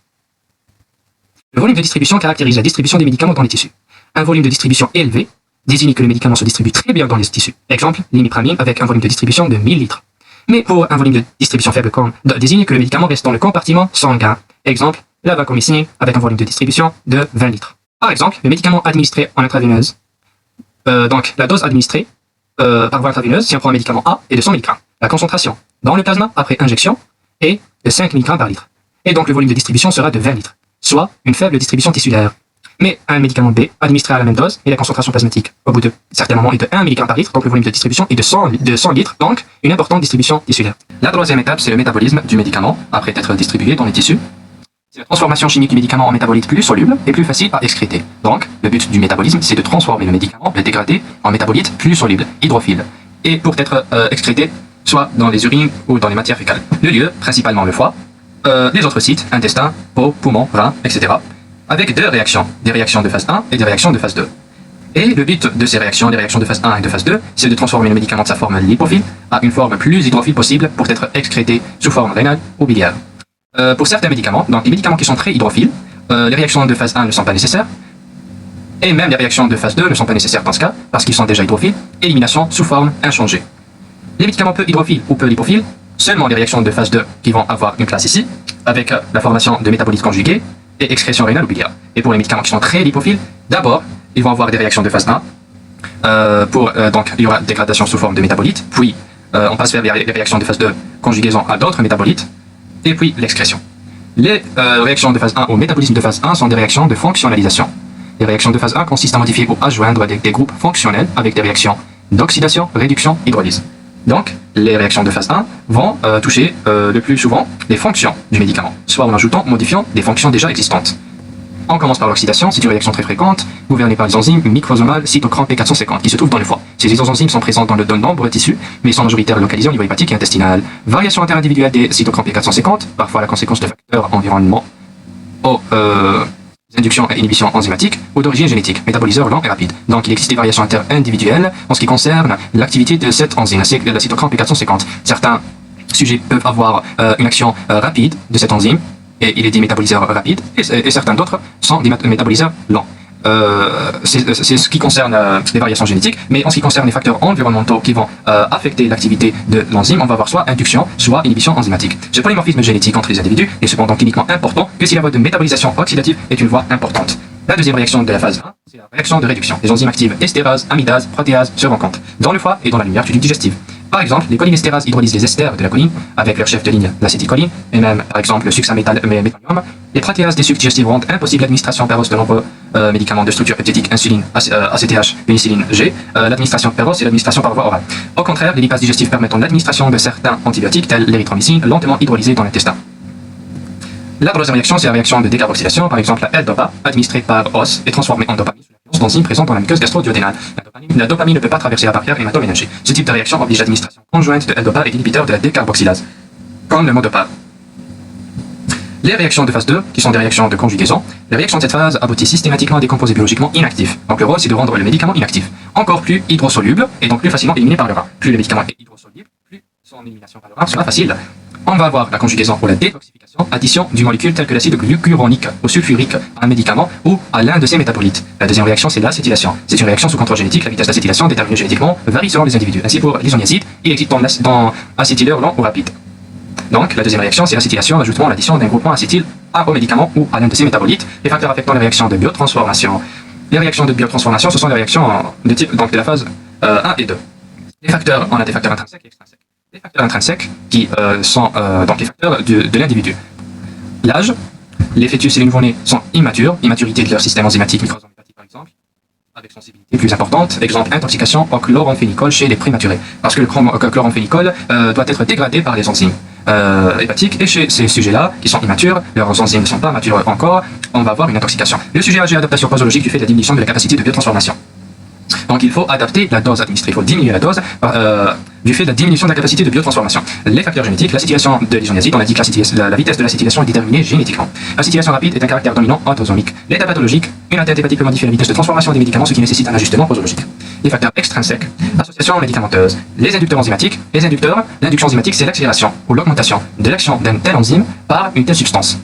L'accélération du métabolisme des médicaments se traduisant par l'induction du cytochrome P450, augmentation de l'activité des systèmes enzymatiques hépatiques, par quoi? Par une diminution de l'effet si les métabolites sont inactifs, par une augmentation de l'effet si les métabolites sont actifs, et par une augmentation de la toxicité si les métabolites sont réactifs. Qu'est-ce que ça veut dire ça? Si les métabolites qui arrivent au niveau du foie sont réactifs, leur dégradation par le cytochrome P450 va les rendre toxiques. Si les métabolites sont actifs, au niveau du foie après dégradation par les cytochrome P450 vont avoir une augmentation de l'effet, et les métabolites qui sont inactifs vont avoir une diminution de l'effet. Les médicaments inducteurs enzymatiques, donc les médicaments qui vont augmenter ou accélérer l'activité de cytochrome P450, sont le phenobarbital, phénylbutazone, rifampicine normalement qui est antibiotique, phénitoine, griséofulvine et l'alcool. Exemple, un sujet qui prend du phenobarbital, qui est un inducteur enzymatique du cytochrome P450 d'une façon chronique, devra petit à petit augmenter les doses qu'il prend afin de pouvoir s'endormir. La rifampicine augmente la vitesse de métabolisation des estrogènes, et il existe donc une baisse de l'effet des contraceptifs oraux chez les patients qui prennent de la rifampicine pour une tuberculose. Et le warfarine, qui est un antivitamine A, anticoagulant, et rifampicine. Les inhibiteurs enzymatiques, le contraire des inducteurs enzymatiques, inhibition du cytochrome P450, diminution du métabolisme des médicaments par une augmentation de l'effet du médicament ou une augmentation de la toxicité. Exemple, un antibiotique, la ciprofloxacine, l'érythromycine, le chloramphénicol, les antidépresseurs comme la fluvoxamine, les antifongiques comme notamment la kétoconazole et le miconazole. Exemple, l'association de chloramphénicol et d'hypoglycémie oraux entraîne des hypoglycémies par une diminution de la vitesse de métabolisation des hypoglycémies par le chloramphénicol. Donc le chloramphénicol est un inhibiteur enzymatique qui va diminuer l'activité des enzymes hépatiques, et donc les hypoglycémies oraux qui sont administrées en même temps avec le chloramphénicol vont avoir une durée d'action plus longue et vont causer une hypoglycémie. Le risque de survenue d'une interaction croît avec le nombre de médicaments co-administrés. Plus le nombre de médicaments co-administrés augmente, plus le risque de survenue d'une interaction pathologique augmente. Il convient donc de limiter dans la mesure du possible la surmédication. Comme ça on a terminé avec le métabolisme, on passe vers la dernière étape de la pharmacocinétique et l'excrétion des médicaments. D'abord, on commence par l'excrétion rénale. Elle présente une partie importante de l'excrétion et se fait par plusieurs mécanismes. Soit la sécrétion glomérulaire qui est la filtration pour les substances non liées aux protéines et de faible poids moléculaire. La sécrétion tubulaire active par deux systèmes différents. Donc la sécrétion tubulaire du sang vers la lumière tubulaire. Elle se fait par deux systèmes, soit des systèmes des anions organiques ou des cations organiques. Le système des anions organiques, par exemple, indométacine, et un système des cations organiques comme l'amyloïde. Chacun de ces systèmes est saturable, donc on va avoir au bout de certains moments un transport saturé, transport maximal. Les substances transportées par un même système, par exemple si on prend le système des anions organiques, peuvent entrer en compétition pour leur transport, parce que le transport est saturable. L'une entraînant l'accumulation de l'autre dans l'organisme. Et donc, toxicité augmentée. Si par exemple, on a administré deux médicaments qui sont les deux anions organiques, par exemple la pénicilline et l'indométacine. Et ces deux médicaments vont être éliminés par le même système, le système des anions organiques. Mais ce système-là est saturable. Au bout de quelques moments, il va être saturé. Et donc, les deux médicaments vont se fixer sur les transporteurs de manière compétitive, par compétition. Et le médicament qui reste dans le sang va être toxique pour l'organisme. Et donc, toxicité augmentée, une substance transportée par le système des anions interférera avec le transport des cations organiques et vice-versa. Élimination pulmonaire, elle est importante pour les gaz, éther, anesthésie générale et liquide volatile, alcool, etc. Excrétion biliaire et fécale. L'excrétion biliaire des substances métabolisées par le foie nécessite une fonction hépatique normale et une voie biliaire libre. L'excrétion fécale représente l'excrétion biliaire plus la partie de médicaments non réabsorbés en cas d'administration orale. L'excrétion fécale représente l'excrétion biliaire plus la partie de médicaments non réabsorbés en cas d'administration orale. Donc, l'excrétion fécale égale l'excrétion biliaire qui provient du foie plus la partie du médicament qui n'a pas d'être réabsorbée au niveau de l'intestin en cas d'administration orale. Les facteurs qui nous permettent d'analyser ou d'évaluer l'état d'excrétion des médicaments dans tel organisme, d'abord on a la clairance. La clairance est le volume de plasma totalement épuré par unité de temps, en millilitres par minute. On a deux types de clairance, la clairance rénale et la clairance hépatique. La clairance rénale quantifie l'élimination rénale du médicament, plus la clairance ou le volume de plasma totalement épuré par unité de temps augmente, plus les fonctionnements du rein est normal. La clairance hépatique quantifie l'élimination hépatique du médicament. Et donc la clairance totale de l'organisme égale la clairance rénale plus la clairance hépatique. La clairance est la fraction d'un volume théorique totalement épuré, c'est-à-dire ne contenant plus de médicaments concernés, par unité de temps. La clairance plasmatique est le volume apparent de plasma épuré par unité de temps. La clairance globale totale est la fraction du volume apparent de distribution. La fraction du volume apparent de distribution, le volume de distribution qui est totalement épuré par unité de temps. On a vu déjà le volume de distribution. On conçoit que la clairance totale dépend de la constante d'élimination et donc de la T1,5 et du volume de distribution. La clairance est une constante en cinétique linéaire. La demi-vie, le deuxième facteur c'est la demi-vie d'élimination des médicaments. La demi-vie T1,5, c'est le temps au bout duquel la concentration sanguine du médicament a diminué de moitié. Si on prend par exemple une concentration de 800, après un T1,5, comme vous voyez dans cette courbe, donc on va avoir la diminution de la concentration de moitié, donc 400, de 800 à 400, puis au bout d'un deuxième T1,5, la diminution de la moitié de cette concentration, donc de 400 à 200, puis de 200 à 100, puis de 100 à 50, etc.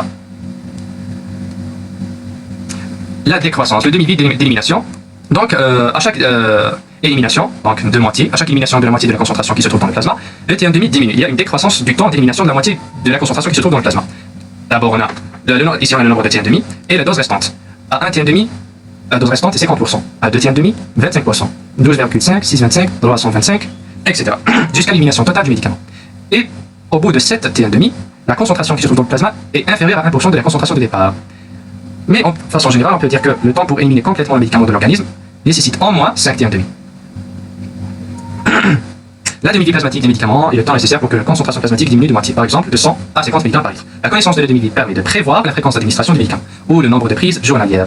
C'est ça le but de savoir le T1,5 du médicament, pour savoir la fréquence d'administration du médicament, pour obtenir la concentration plasmatique souhaitée. Dans l'immense majorité des cas, la demi-vie est indépendante de la dose du médicament administré. Dans certains cas exceptionnels, elle varie avec la dose. Elle peut augmenter ou diminuer en fonction de l'apparition de la saturation d'un mécanisme, élimination, catabolisme, fixation protéine, plasmatique, etc. Donc, le but de savoir la T1,5 d'un médicament, c'est de savoir la fréquence d'administration du médicament pour obtenir la concentration plasmatique souhaitée. Fin de l'effet d'une substance sans qu'il y ait élimination. Le phénomène de redistribution, on a déjà vu ce phénomène dans la distribution. La redistribution, c'est par exemple si on prend un médicament, ce médicament-là va entrer dans le système nerveux central, il va traverser la barrière hémato-ménagée, et après avoir induit son effet ou son action, il va retraverser la barrière hémato-ménagée et redistribuer vers les tissus périphériques où il va s'accumuler son élimination. Et on va voir la fin de l'effet thérapeutique, son élimination du médicament. La tachyphylaxie, c'est quoi la tachyphylaxie? Tachy, donc veut dire augmentation, phylaxie, normalement, c'est les doses répétées. Donc, c'est le phénomène par lequel les doses répétées et rapprochées de substances vont provoquer des réponses de plus en plus faibles, jusqu'à l'absence de réponse après un certain nombre de répétitions. Par exemple, si on prend par exemple l'éphédrine, qui est un vasoconstricteur. Pardon, il agit en libérant de la noradrénaline des terminaisons nerveuses, il agit indirectement. L'administration répétée et rapprochée d'éphédrine va vider progressivement ces terminaisons. Et l'action de l'éphédrine apparaîtra comme de plus en plus faible. Si on laisse le temps aux fibres nerveuses de resynthétiser de la noradrénaline, l'administration d'éphédrine sera suivie de nouveau par une action pharmacologique normale. Qu'est-ce que ça veut dire ça? Si on prend par exemple cette courbe-là, on commence à donner l'éphédrine, on va avoir un effet. Puis on va administrer de nouveau l'éphédrine à un temps très rapproché du temps de l'administration initiale. Donc ici on va réadministrer l'éphédrine. Donc on va avoir cet effet-là.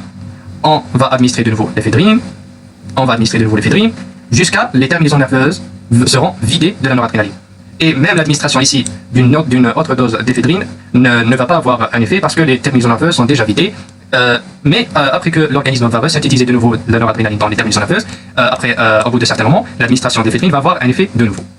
Donc la condition de la tachyphylaxie, c'est que l'administration de ces doses soit répétée et rapprochée. Ce phénomène doit être confondu avec la tolérance. L'obtention d'un effet donné nécessitera une dose de plus en plus grande de médicaments. Exemple, phénobarbital, induction enzymatique. Donc il ne faut pas confondre entre la tolérance et la tachyphylaxie. La différence, c'est la tolérance. Si une personne devient tolérante à un certain médicament, on doit augmenter la dose administrée de plus en plus du médicament. La tachyphylaxie, c'est la même dose, de façon répétée et à des temps très rapprochés. L'effet antagoniste, on peut arrêter l'action d'une substance par administration d'un antagoniste sans qu'il y ait élimination de la substance par déplacement de la substance de ses récepteurs par un compétiteur. Exemple, on traite les intoxications à la morphine par la naloxone, ceci déplace la morphine de ses récepteurs de façon compétitive.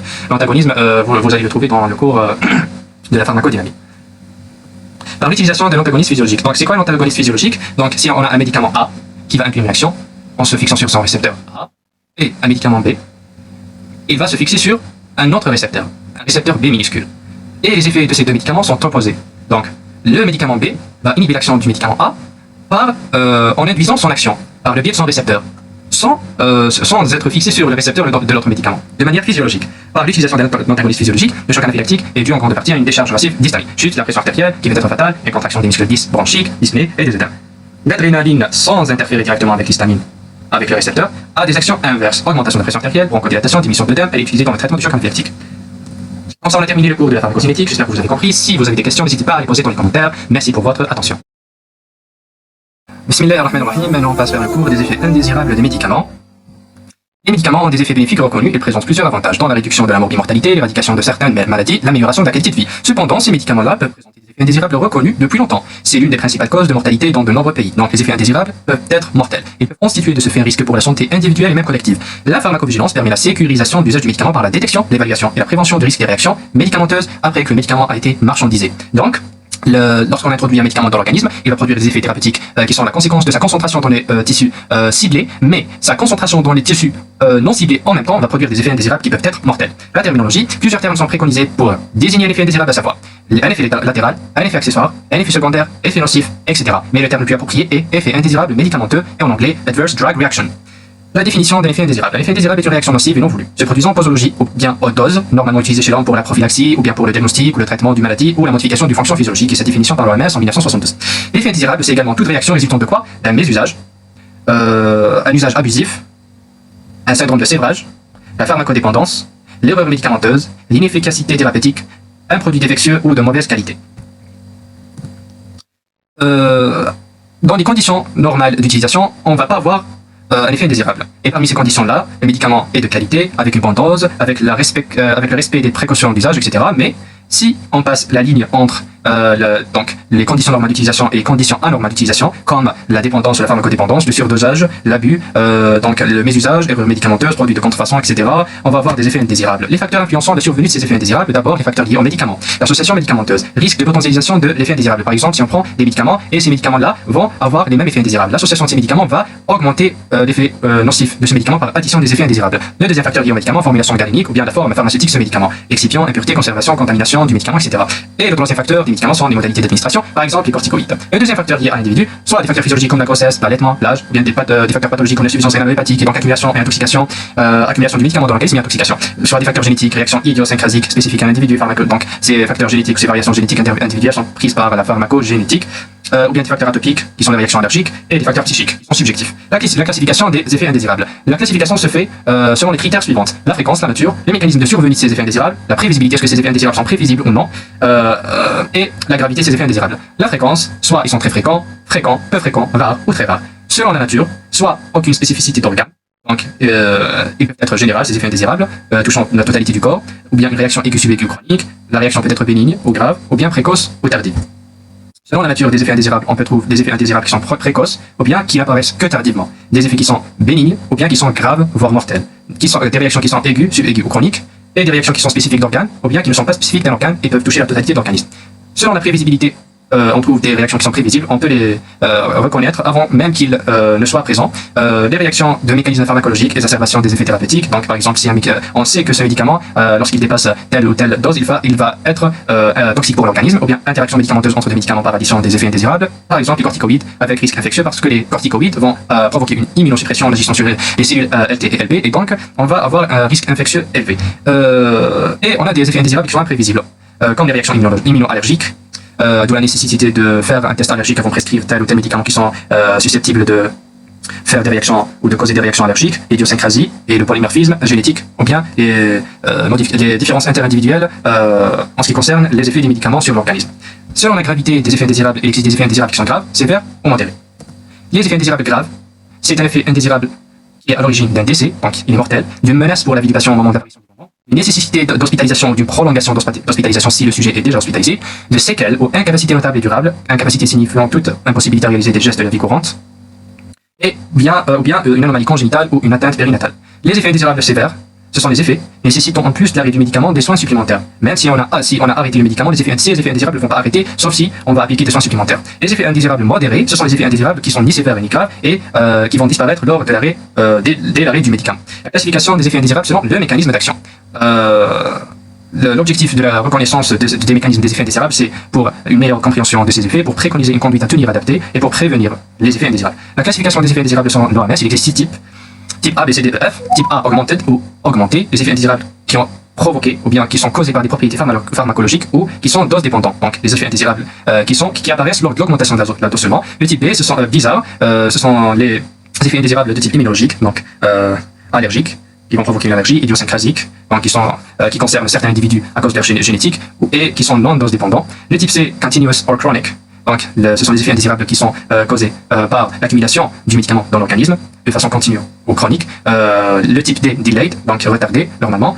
Ce sont les effets indésirables provoqués par la carcinogénicité et la tératogénicité qui peuvent produire une carcinogénicité ou tératogénicité, donc un risque tératogène ou bien le risque d'avoir normalement un cancer. Le type E, c'est les effets indésirables end of use. Donc, c'est les effets indésirables qui apparaissent lors de l'arrêt de la prise du médicament, donc lors du sévrage. Donc, ils vont provoquer ou qui vont donner un syndrome de sévrage. Le syndrome de sévrage, c'est lorsqu'une personne arrête la prise des médicaments et elle va avoir une sensation qu'elle ne peut pas continuer à vivre sans ce médicament-là. Appelé également effet rebond. Et les effets indésirables de type F ou failure, l'échec, ce sont les effets indésirables qui sont causés par l'inefficacité ou non-réponse au traitement. On commence par les effets indésirables de type A, également appelés les effets indésirables augmentés ou augmented, qui sont dose dépendants. Le mécanisme pharmacologique, donc ils sont dus également au médicament lui-même. Ils sont dus également au médicament lui-même, par un effet pharmacologique, par l'accumulation de ce médicament dans des tissus non ciblés. Parce que la sélectivité peut être, donc elle est non absolue. La sélectivité, elle est non absolue. Par exemple, ce médicament-là, au lieu d'agir seulement au niveau d'un récepteur voulu, ciblé, il va agir dans un autre tissu, sur un récepteur non voulu. Et on va avoir des effets indésirables dans notre tissu. C'est ça le type A. La fréquence élevée, dès les survenus suggestifs, la mortalité est faible, et les doses dépendant, oui. Plus on augmente la dose, plus ces effets indésirables vont augmenter. La détection se fait par des essais cliniques au cours du développement du médicament, par les reproductibles lors d'études expérimentales et par une notification spontanée. Donc la détection est prise en charge par la pharmacovigilance. Les mesures réglementaires, soit retrait qui est rare, soit modification de recommandation d'utilisation. Les mécanismes des effets indésirables de type A, la pharmacocinétique, elle passe par les 4 étapes: résorption, distribution, métabolisme, élimination. La pharmacodynamie liée à l'effet principal du médicament au niveau des tissus ciblés et en même temps liée à l'effet latéral du médicament au niveau des tissus non ciblés. La pharmaceutique, soit le médicament peut être périmé ou altéré. Ces perturbations aboutissent à un effet toxique du médicament en rapport avec exagération d'effets thérapeutiques par modification des concentrations du produit au niveau de leur site d'action, soit hypoglycémie sous hypoglycémie, soit hémorragie sous antivitamine K. Donc, on peut avoir des effets indésirables de type A par exagération d'effets thérapeutiques au niveau du site d'action. Par exemple, si on donne des hypoglycémies oraux qui vont agir au niveau du sang, mais en même temps on va donner un autre médicament. Et cet autre médicament il a plus d'affinité à l'albumine ou aux protéines plasmatiques, il va se fixer préférentiellement sur l'albumine et donc la forme libre des hypoglycémies oraux qui ont été administrées va augmenter. Donc, l'action sera exagérée. La toxicité des métabolites au niveau de certains organes cibles. Donc, on peut avoir des effets suite à la toxicité des métabolites après dégradation du médicament au niveau de certains organes cibles, comme l'autotoxicité des aminoacides. Ils peuvent provoquer une surdité et rétinopathie induite par la chloroquine. Les facteurs de risque concernant ces effets indésirables, l'enfant, sujet âgé, insuffisance rénale, insuffisance hépatique et les interactions médicamenteuses, la pharmacodynamique, soit des réactions liées à l'effet principal, comme on a déjà dit, soit des réactions liées à l'effet latéral. Les réactions liées à l'effet principal sont la cytopénie et antimitotique, hémorragie sous anticoagulant, syndrome extrapyramidal des anti-émétiques, dopaminergique, soit des réactions liées à l'effet latéral, sécheresse de la bouche sous antidépresseurs tricycliques, antihistaminiques, neuroleptiques, phénothiaziniques, activité anticholinergique. Donc tous ces effets-là, de la cytopénie jusqu'à l'activité anticholinergique, sont des effets provoqués par le médicament. Mais il existe des effets, donc tous ces effets-là sont des effets pharmacologiques. Mais il existe des effets thérapeutiques qui sont des effets voulus et des effets non voulus qui sont des effets indésirables, qui sont liés à l'effet latéral. Lorsque le produit est périmé ou altéré, donc il va donner une inefficacité de ce produit-là et une toxicité pour l'organisme, comme la toxicité des tétracyclines périmées. La modification des paramètres de libération du produit va donner une toxicité œsophagienne des comprimés de ACL, par exemple. La perte du caractère de libération prolongée de certaines formes de théophylline quand elles sont absorbées avec l'alimentation. Donc, certains médicaments, certaines formes de médicaments est une forme à libération prolongée. Donc, on veut que ce médicament ne soit pas libéré rapidement. Mais on veut que ce médicament-là soit libéré tout au long du tractus gastro-intestinal, mais si certains médicaments perdent ce caractère-là, il va devenir toxique pour l'œsophage. Conduite à tenir face à un effet indésirable de type A, on va soit diminuer la dose, donc diminution de la dosage plasmatique pour ajustement posologique ou ajustement de la dose, parce que le type A est dose dépendant. Les effets indésirables de type B, le mécanisme immunoallergique ou non immunoallergique. Donc, le plus souvent, les effets indésirables de type B, ce sont les effets indésirables en ce qui concerne l'allergie. L'allergie à certains médicaments comme la pénicilline. Sa fréquence est rare, le délai de survenue très suggestif, mortalité importante, donc ils peuvent provoquer un choc anaphylactique, donc la mortalité est importante, et dose dépendant, non. Ce type n'est pas dose dépendant. La détection, parce que des petites doses d'un médicament qui peut produire un effet indésirable de type B peuvent être mortels. La détection se fait par une notification spontanée, étude épidémiologique et non reproductible expérimentalement. Les mesures réglementaires en ce qui concerne ces effets indésirables aboutissent souvent au retrait du médicament si fréquence élevée. Les mécanismes du type B, immunoallergique ou non immunoallergique. Non immunoallergique, donc soit pseudo-anaphylactique ou idiosyncrasique. Idiosyncrasique, ça veut dire des réactions d'origine génétique. Le sujet est intolérant à ce médicament à des causes génétiques. Les réactions immunoallergiques nécessitent une sensibilisation de plusieurs jours ou lors d'une énième prise immédiate retardée. La réadministration du médicament entraîne une récidive souvent plus grave. Si la réadministration du même médicament entraîne une récidive, entraîne une réaction immunoallergique plus grave, donc on est dans le type B. La prévision quasi impossible avant autorisation du mise au marché. Même au cours des essais précliniques et essais cliniques, la prévision est quasi impossible. Il est imprévisible, c'est ce type de réaction. Des exemples de réactions immunoallergiques, par exemple, au niveau des poumons, on peut avoir une pneumonie, au niveau rénal, on peut avoir une néphrite interstitielle, etc. Les réactions pseudo-anaphylactiques sont des réactions non immunoallergiques. Ces réactions sont similaires à une réaction allergique, due à la libération directe d'histamine, secondaire à la dégranulation des basophiles, sans réaction antigène-anticorps, donc en l'absence de sensibilisation préalable. Donc, elle est dite pseudo-anaphylactique parce que la libération et la libération d'histamine suite à la dégranulation des basophiles n'est pas secondaire à une sensibilisation préalable. Le sujet n'est pas préalablement sensibilisé et il n'existe pas une réaction antigène-anticorps, mais ce médicament-là va provoquer la dégranulation des basophiles et la sécrétion d'histamine et la libération d'histamine. Les médicaments les plus souvent impliqués dans ce type de réaction sont l'aspirine et les anti-inflammatoires non stéroïdiens. L'aspirine et les anti-inflammatoires non stéroïdiens. Les produits de contraste radiologique, les produits de contraste radiologique comme l'iode, les narcotiques comme la codéine et les curares. Les réactions idiosyncrasiques, c'est une disposition personnelle particulière, généralement innée, à réagir à l'action des agents extérieurs, physiques ou chimiques. Donc c'est une réaction d'origine génétique. En pharmacovigilance, cette réaction est qualitativement anormale, génétiquement déterminée. Réaction non liée à une action pharmacologique. Réaction ressemble à une hypersensibilité mais n'implique pas un mécanisme immunologique. Une réaction pour lesquelles le mécanisme n'est pas clair. C'est ça les réactions idiosyncrasiques. Toutes ces réactions sont des réactions dites idiosyncrasiques et ce sont d'origine génétique. Elles ressemblent à une réaction immunologique, mais ce ne sont pas des réactions immunologiques. Les exemples des réactions idiosyncrasiques, comme l'hypertension oculaire sous corticoïdes. 5% de la population va avoir une hypertension oculaire. Sous corticoïdes. Une hyperthermie maligne sous anesthésie générale, dont 1 sur 15 000 de la population, et donc c'est un caractère familial. Anémie aplasique sous chloramphénicol, aplasie irréversible, hépatite à l'allotane, hyperplasie gingivale à la phénitoine. Caractère familial. Conduite à tenir face à un effet indésirable de type B, au plan individuel, arrêt définitif du médicament, et établissement d'une liste d'éviction des produits susceptibles de déclencher ce type de réaction, ou de retrait des produits susceptibles de déclencher ce type de réaction, normalement. Au niveau réglementaire, retrait quand la fréquence de survenue devient préoccupante. Les effets indésirables de type C, augmentation de la fréquence d'une maladie spontanée survenant après une prise chronique de médicaments à long terme. Donc ces effets-là sont dus à l'accumulation des médicaments de façon chronique dans l'organisme et devient toxique. La relation de cause à effet est souvent difficile à établir. Imputabilité douteuse. Donc, il est difficile à reconnaître la cause ou la relation entre la cause et l'effet de l'accumulation de ce médicament dans l'organisme. La chronologie d'apparition par rapport à la prise de médicaments est non suggestive, donc elle est retardée. Le mécanisme il est souvent indéterminé. Donc suggestive veut dire immédiate. Le mécanisme est souvent indéterminé. Réaction médicamenteuse atypique. Possibilité de facteurs de confusion. Exemple, accident thromboembolique et calcul biliaire sous contraceptif ou contraceptif oraux. Et l'hyperadrénocorticisme iatrogène se produit avec une utilisation chronique de prédnisolone qui est un anti-inflammatoire stéroïdien ou d'autres corticoïdes. Donc, ce qu'il faut savoir que ce type il est dû à l'accumulation du médicament dans l'organisme ou bien il est dû à la prise chronique de certains médicaments. Et l'accumulation ne se fait que de façon chronique, où il devient toxique.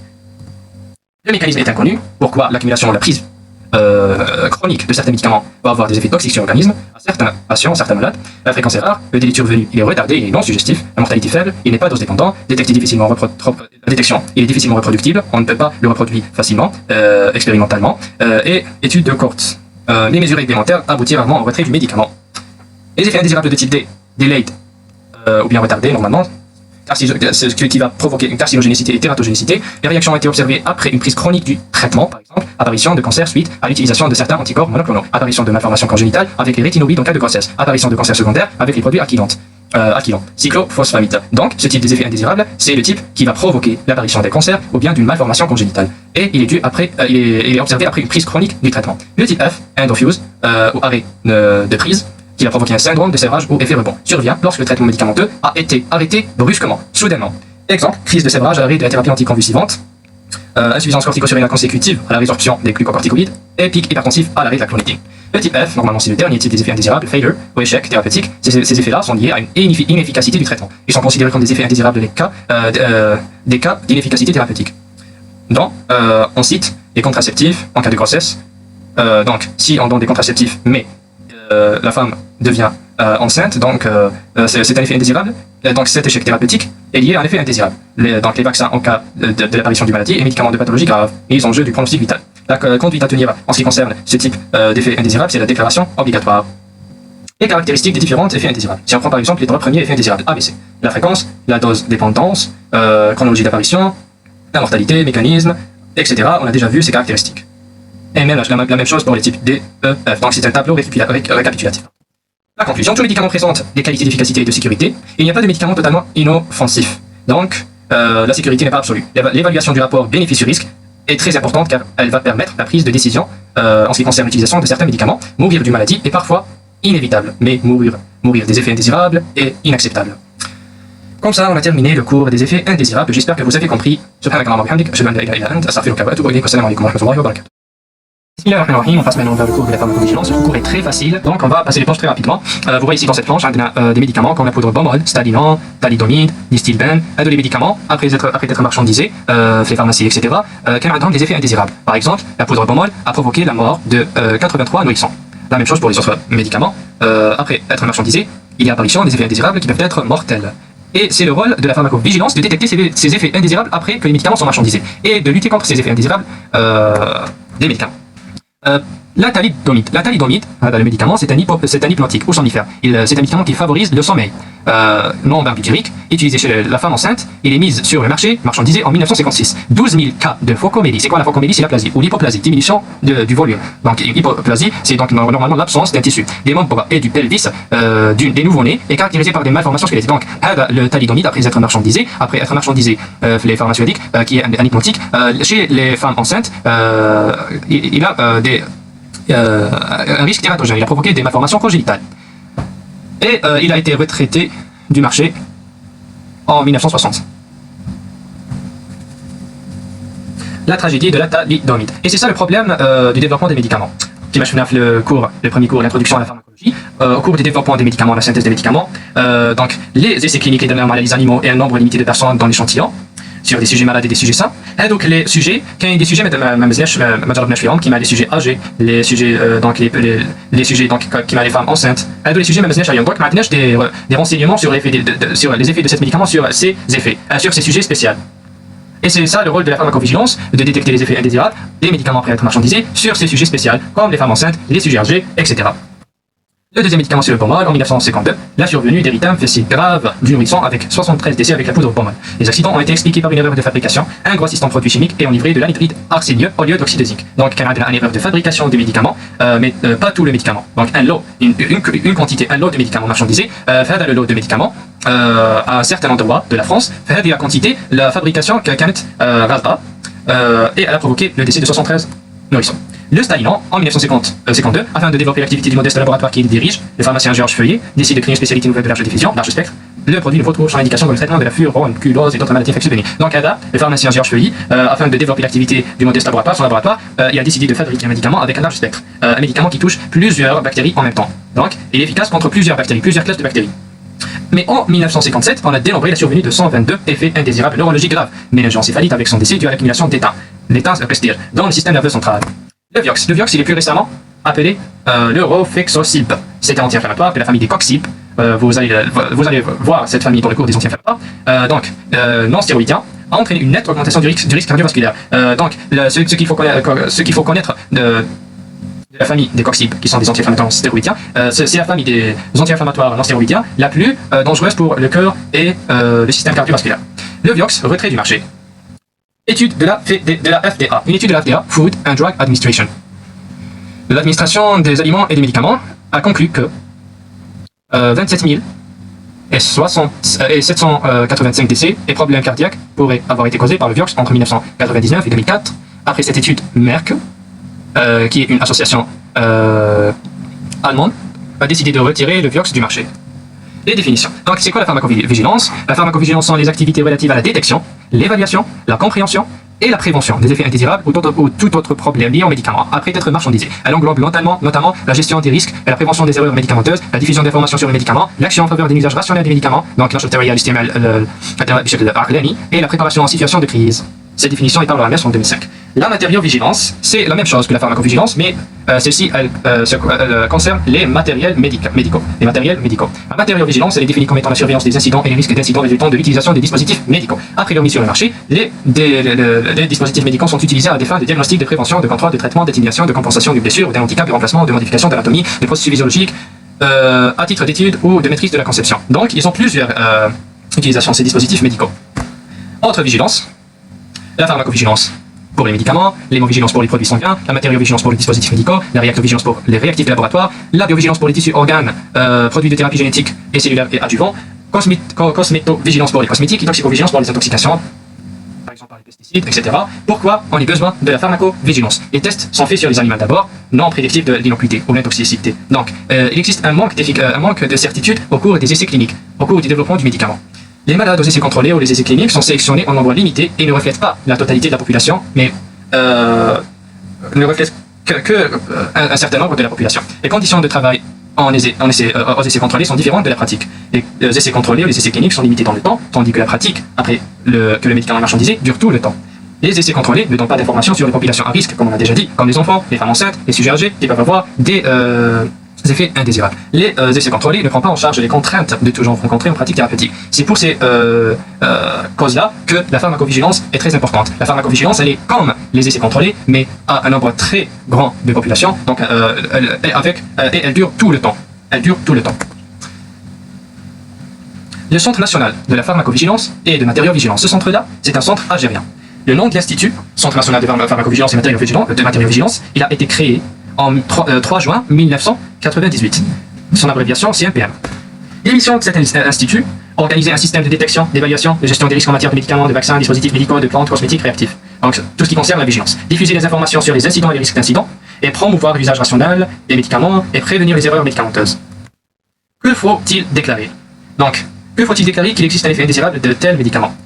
Tout effet indésirable suspecté, être lié à la prise d'un médicament, à l'utilisation d'un dispositif médical, doit être déclaré. Donc, la constatation d'un produit suspect, coloration inhabituelle, aspect, etc. aussi doit être déclarée. Donc, qu'est-ce qu'on doit déclarer en tant que patient, en tant que responsable de la santé? On doit déclarer tout effet indésirable lié à la prise des médicaments ou à l'utilisation des dispositifs médicaux ou tout changement du produit comme la coloration inhabituelle, etc. Qui doit déclarer? Les personnes qui doivent déclarer ces effets indésirables d'un tel médicament sont les médecins, prescripteurs, les pharmaciens, surtout hospitaliers, les professeurs chefs de service, laboratoires régionaux, pharmacies centrales des hôpitaux, ministère de la Santé, industrie pharmaceutique, couverture des effets indésirables dans les essais cliniques et en post-marketing, et même le patient par la fiche patient ou par Facebook. Comment déclarer? D'abord, il existe la fiche ou les fiches de déclaration. Faites les fiches de déclaration, on va déclarer l'effet indésirable du médicament qu'on a retrouvé. D'abord, les fiches de déclaration qu'on peut trouver sont le dossier malade, soit les fiches de déclaration de la pharmacovigilance colorées en jaune, fiche de déclaration de matériovigilance en bleu, fiche de la vaccinovigilance en blanche, et fiche réactovigilance violet, fiche phytovigilance, donc la vigilance des plantes, des principes actifs, en vert, les fiches cosmétovigilance en rose. Et tous ces fiches-là, même le dossier malade, vous allez les trouver dans le site web de la CNPM. Et même, vous pouvez déclarer dans l'application VigiMedDZ, et même dans le compte Facebook de la CNPM. Et ce sont là les fichiers qu'on a déjà parlé sur, les fichiers de déclaration. Donc, ces fichiers-là, vous allez les trouver dans le site de la CNPM. Par exemple, vous avez ici le fichier de la pharmacovigilance coloré en jaune. Vous allez remplir les informations sur le médicament et l'effet indésirable que vous avez trouvé, avec les autres fiches là. Et ici, vous avez la fiche malade, ou bien le dossier malade. Pardon, ici, vous avez la fiche de la pharmacovigilance, colorée en jaune. Elle dit la fiche colorée en bleu pour la matériovigilance. Et aussi, vous avez le dossier malade. Et tous ces fiches-là, vous allez trouver dans le site. Les actions entreprises par le CNPM. Donc, après avoir déclaré les effets indésirables d'un certain médicament, d'un tel médicament, et vous avez remplir les fiches qui seront envoyées vers le CNPM, les actions qui vont être produites sont les suivantes. D'abord, l'alerte aux déclarations de l'effet indésirable par les déclarants, les responsables, par exemple les patients ou bien les responsables de la santé. Puis, il va y avoir une validation, une enquête par le CNPM sur l'incident, pour savoir si il existe vraiment un effet indésirable pour ce médicament ou pas. Il faut être sûr d'abord. Donc, il va y avoir une enquête par le CNPM sur ce médicament. Puis, si il existe vraiment un effet indésirable, il va y avoir une délibération ou une discussion par la comité des techniques ad hoc. Et finalement, il va y avoir des recommandations d'actions correctives pour retrait, soit des actions correctives de ce médicament pour éliminer les effets indésirables, soit le retrait du médicament du marché. L'identification, l'évaluation et déclenche de l'alerte. Après enquête, le CNPM demande aux déclarants toutes les informations cliniques et paracliniques concernant le ou les cas déclarés, ainsi qu'une description fidèle de l'événement indésirable en utilisant les supports de déclaration, la fiche jaune, la fiche bleue, le dossier malade, etc. Enquête dans les différentes régions du pays par le biais des collaborateurs techniques régionaux, Est, Ouest et Sud. Faire une imputabilité pour le lien de causalité entre le médicament et l'événement. L'ANPP. Le CNPM demande à l'Agence nationale des produits pharmaceutiques, ou l'ANPP, de contrôler les produits concernés pour vérifier sa conformité. L'enquête. La réunion avec le comité d'experts ad hoc. Donc, il existe un comité d'experts qui vont faire une réunion pour prendre des décisions par rapport à ce médicament. Dans certaines situations où l'effet indésirable est grave, un comité d'experts se réunit pour statuer sur le devenir du médicament. La comité ou le comité d'experts est constitué de représentants du ministère de la Santé, direction de la pharmacie, les représentants de la pharmacie centrale des hôpitaux, représentants de l'Agence nationale des produits pharmaceutiques, les experts utilisateurs du médicament, les représentants du CNPM et directeur de la DSP. L'enquête, on continue avec l'enquête, la réunion avec le laboratoire pharmaceutique responsable de la production, la production de ce médicament. Les responsables du CNPM se réunissent avec les responsables de la pharmacovigilance du laboratoire pharmaceutique du produit, lui demandant le dossier technique de leur produit, ainsi que des informations utiles. Donc, ils vont demander le dossier technique du produit synthétisé au produit par ce laboratoire. La prise de décision, rapport au MSPRH, au ministère de la Santé. Recommandations d'utilisation, suivi du médicament, la pharmacovigilance sera intensive. Le retrait de l'eau médicament, donc le lot médicament qui est affecté. Donc le retrait le retrait ne concerne pas tous les lots des médicaments qui sont marchandisés, mais seulement le lot de médicaments qui présente ces effets indésirables. Et ou bien le retrait de tout le produit si ces effets indésirables sont graves et ne peuvent être pas contrôlés. Les cas reçus au CNPM en Algérie. Par exemple, le Célexocible qui est ou bien appelé également Célébrex ou Céoxib. En 2005, c'est un anti-inflammatoire non stéroïdien qui a des risques cardiovasculaires. Les risques cardiovasculaires ont été rapportés à des doses élevées lors d'administration du médicament, en dehors des indications prescrites par l'AMM ou l'autorisation de mise sur le marché. La décision par rapport à ce médicament-là, on va modifier les recommandations d'utilisation. Ils ont modifié les recommandations d'utilisation de ce médicament pour limiter ses effets indésirables. Prescription à la dose minimale efficace, inférieure à 200 mg, durée la plus courte possible de 7 jours, indication en cas d'arthrose, polyarthrite rhumatoïde, nécessité de réévaluation périodique de la nécessité du traitement. L'essai de réhydratation Célia-SRO. Aggravation de la diarrhée chez les enfants et des nourrissons prenant le sel Célia. Admission en réanimation. Là, c'est la décision de la CNPM à propos de ce médicament-là. Le produit ne répond pas aux normes de l'OMS et non enregistré au niveau de la direction de la pharmacie et donc au retrait du médicament. La polyvidone iodée, solution dermique. La description du problème en 2014. Les réactions, donc ce médicament-là a provoqué des réactions allergiques à type d'érythème généralisé, avec brûlure du deuxième degré superficiel avec des flictèmes étendus et confluents. Le contrôle, produit non conforme, en norme de l'OMS, et donc c'est la décision retrait des 2 lots incriminés, 44 et 25, et pas de tout le médicament. Albumine humaine, description du problème, effet indésirable de type d'hyperthermie, frisson, œdème aigu du poumon OAP et rage cutanée au prurit. Enquête établie par le CNPM, 47 cas déclarés de diverses importances en gravité dans 4 décès. L'enquête a révélé une augmentation de la fréquence des effets indésirables induits par certains numéros de lot du même médicament. La réunion du comité d'experts, suite à la réunion, les décisions suivantes ont été émises. Mise en quarantaine les lots ayant posé problème, et pas de tout, les tout lots, et pas la totalité du médicament, pardon. Surveiller étroitement les autres lots et fournir par le fabricant les rapports d'inspection du site de fabrication, les Periodic Safety Update Reports, les Council for International Organization of Medical Science, la liste des pays où les produits sont commercialisés et quantités vendues. Après suivi, donc après la réunion de la comité d'experts, par le comité d'experts, apparition d'autres accidents malgré le bon usage de cette albumine. Et donc, normalement, les médicaments, donc ils ont décidé de retirer le médicament normalement. Le colis calciférol, la vitamine D. Déclaration, 2 décès par fausse route. Plusieurs nourrissons admis en réanimation pour fausse route. Problème de viscosité du médicament. Recommandation d'utilisation aux utilisateurs par voie orale. Donc après la réunion, la décision est de modifier les recommandations d'utilisation et pas le retrait du médicament. Température ambiante, dilution de 2 à 3 ml de lait ou de jus de fruits pour les nourrissons, et les nourrissons sont en position demi-assise. Prélever la vitamine D grâce à une seringue et l'introduire dans la bouche du nourrisson au niveau de la face interne de la joue pour que le nourrisson goûte le produit tête. Recommandation au laboratoire, nécessité de présence d'une seringue d'administration dans l'emballage. Le clone de barre. Le clone de barre est utilisé pour normalement la fermeture du canal ombilical après le coupé, après l'accouchement. Le clone de barre a provoqué des hémorragies de grande abondance chez les nourrissons causées par un défaut de fermeture. Aucun marquage sur l'emballage. Rappel du lot non conforme. Le dextropropoxyphène En 2011, des risques cardiovasculaires sous forme de choc cardiogénique attribuant un effet stabilisateur de membrane de son métabolite norpropoxyphène ont été rapportés ainsi que respiratoires, pneumonie interstitielle, sensorielle, surdité, hépatotoxique liée à un mécanisme immunogénique. La décision à propos de ce médicament, retrait de la nomenclature algérienne des médicaments. Vue les risques du médicament, troubles du risque cardiaque mortel. Revoir les stratégies de lutte contre la douleur aiguë chronique, d'autres thérapeutiques, notamment la codéine, meilleur bénéfice sur risque. Donc un meilleur rapport bénéfice sur risque pour la codéine, contrairement à cet médicament-là. Les sondes endotrachiales armées. Le problème de ces sondes-là, un hernie dû ballonner lors du test de gonflement. Importante flexibilité de la sonde. Emballage non conforme, absence de référence du produit, ses recommandations, ses spécifications et l'adresse du fabricant. Vous voyez ici l'hernie et ballonnement de la sonde.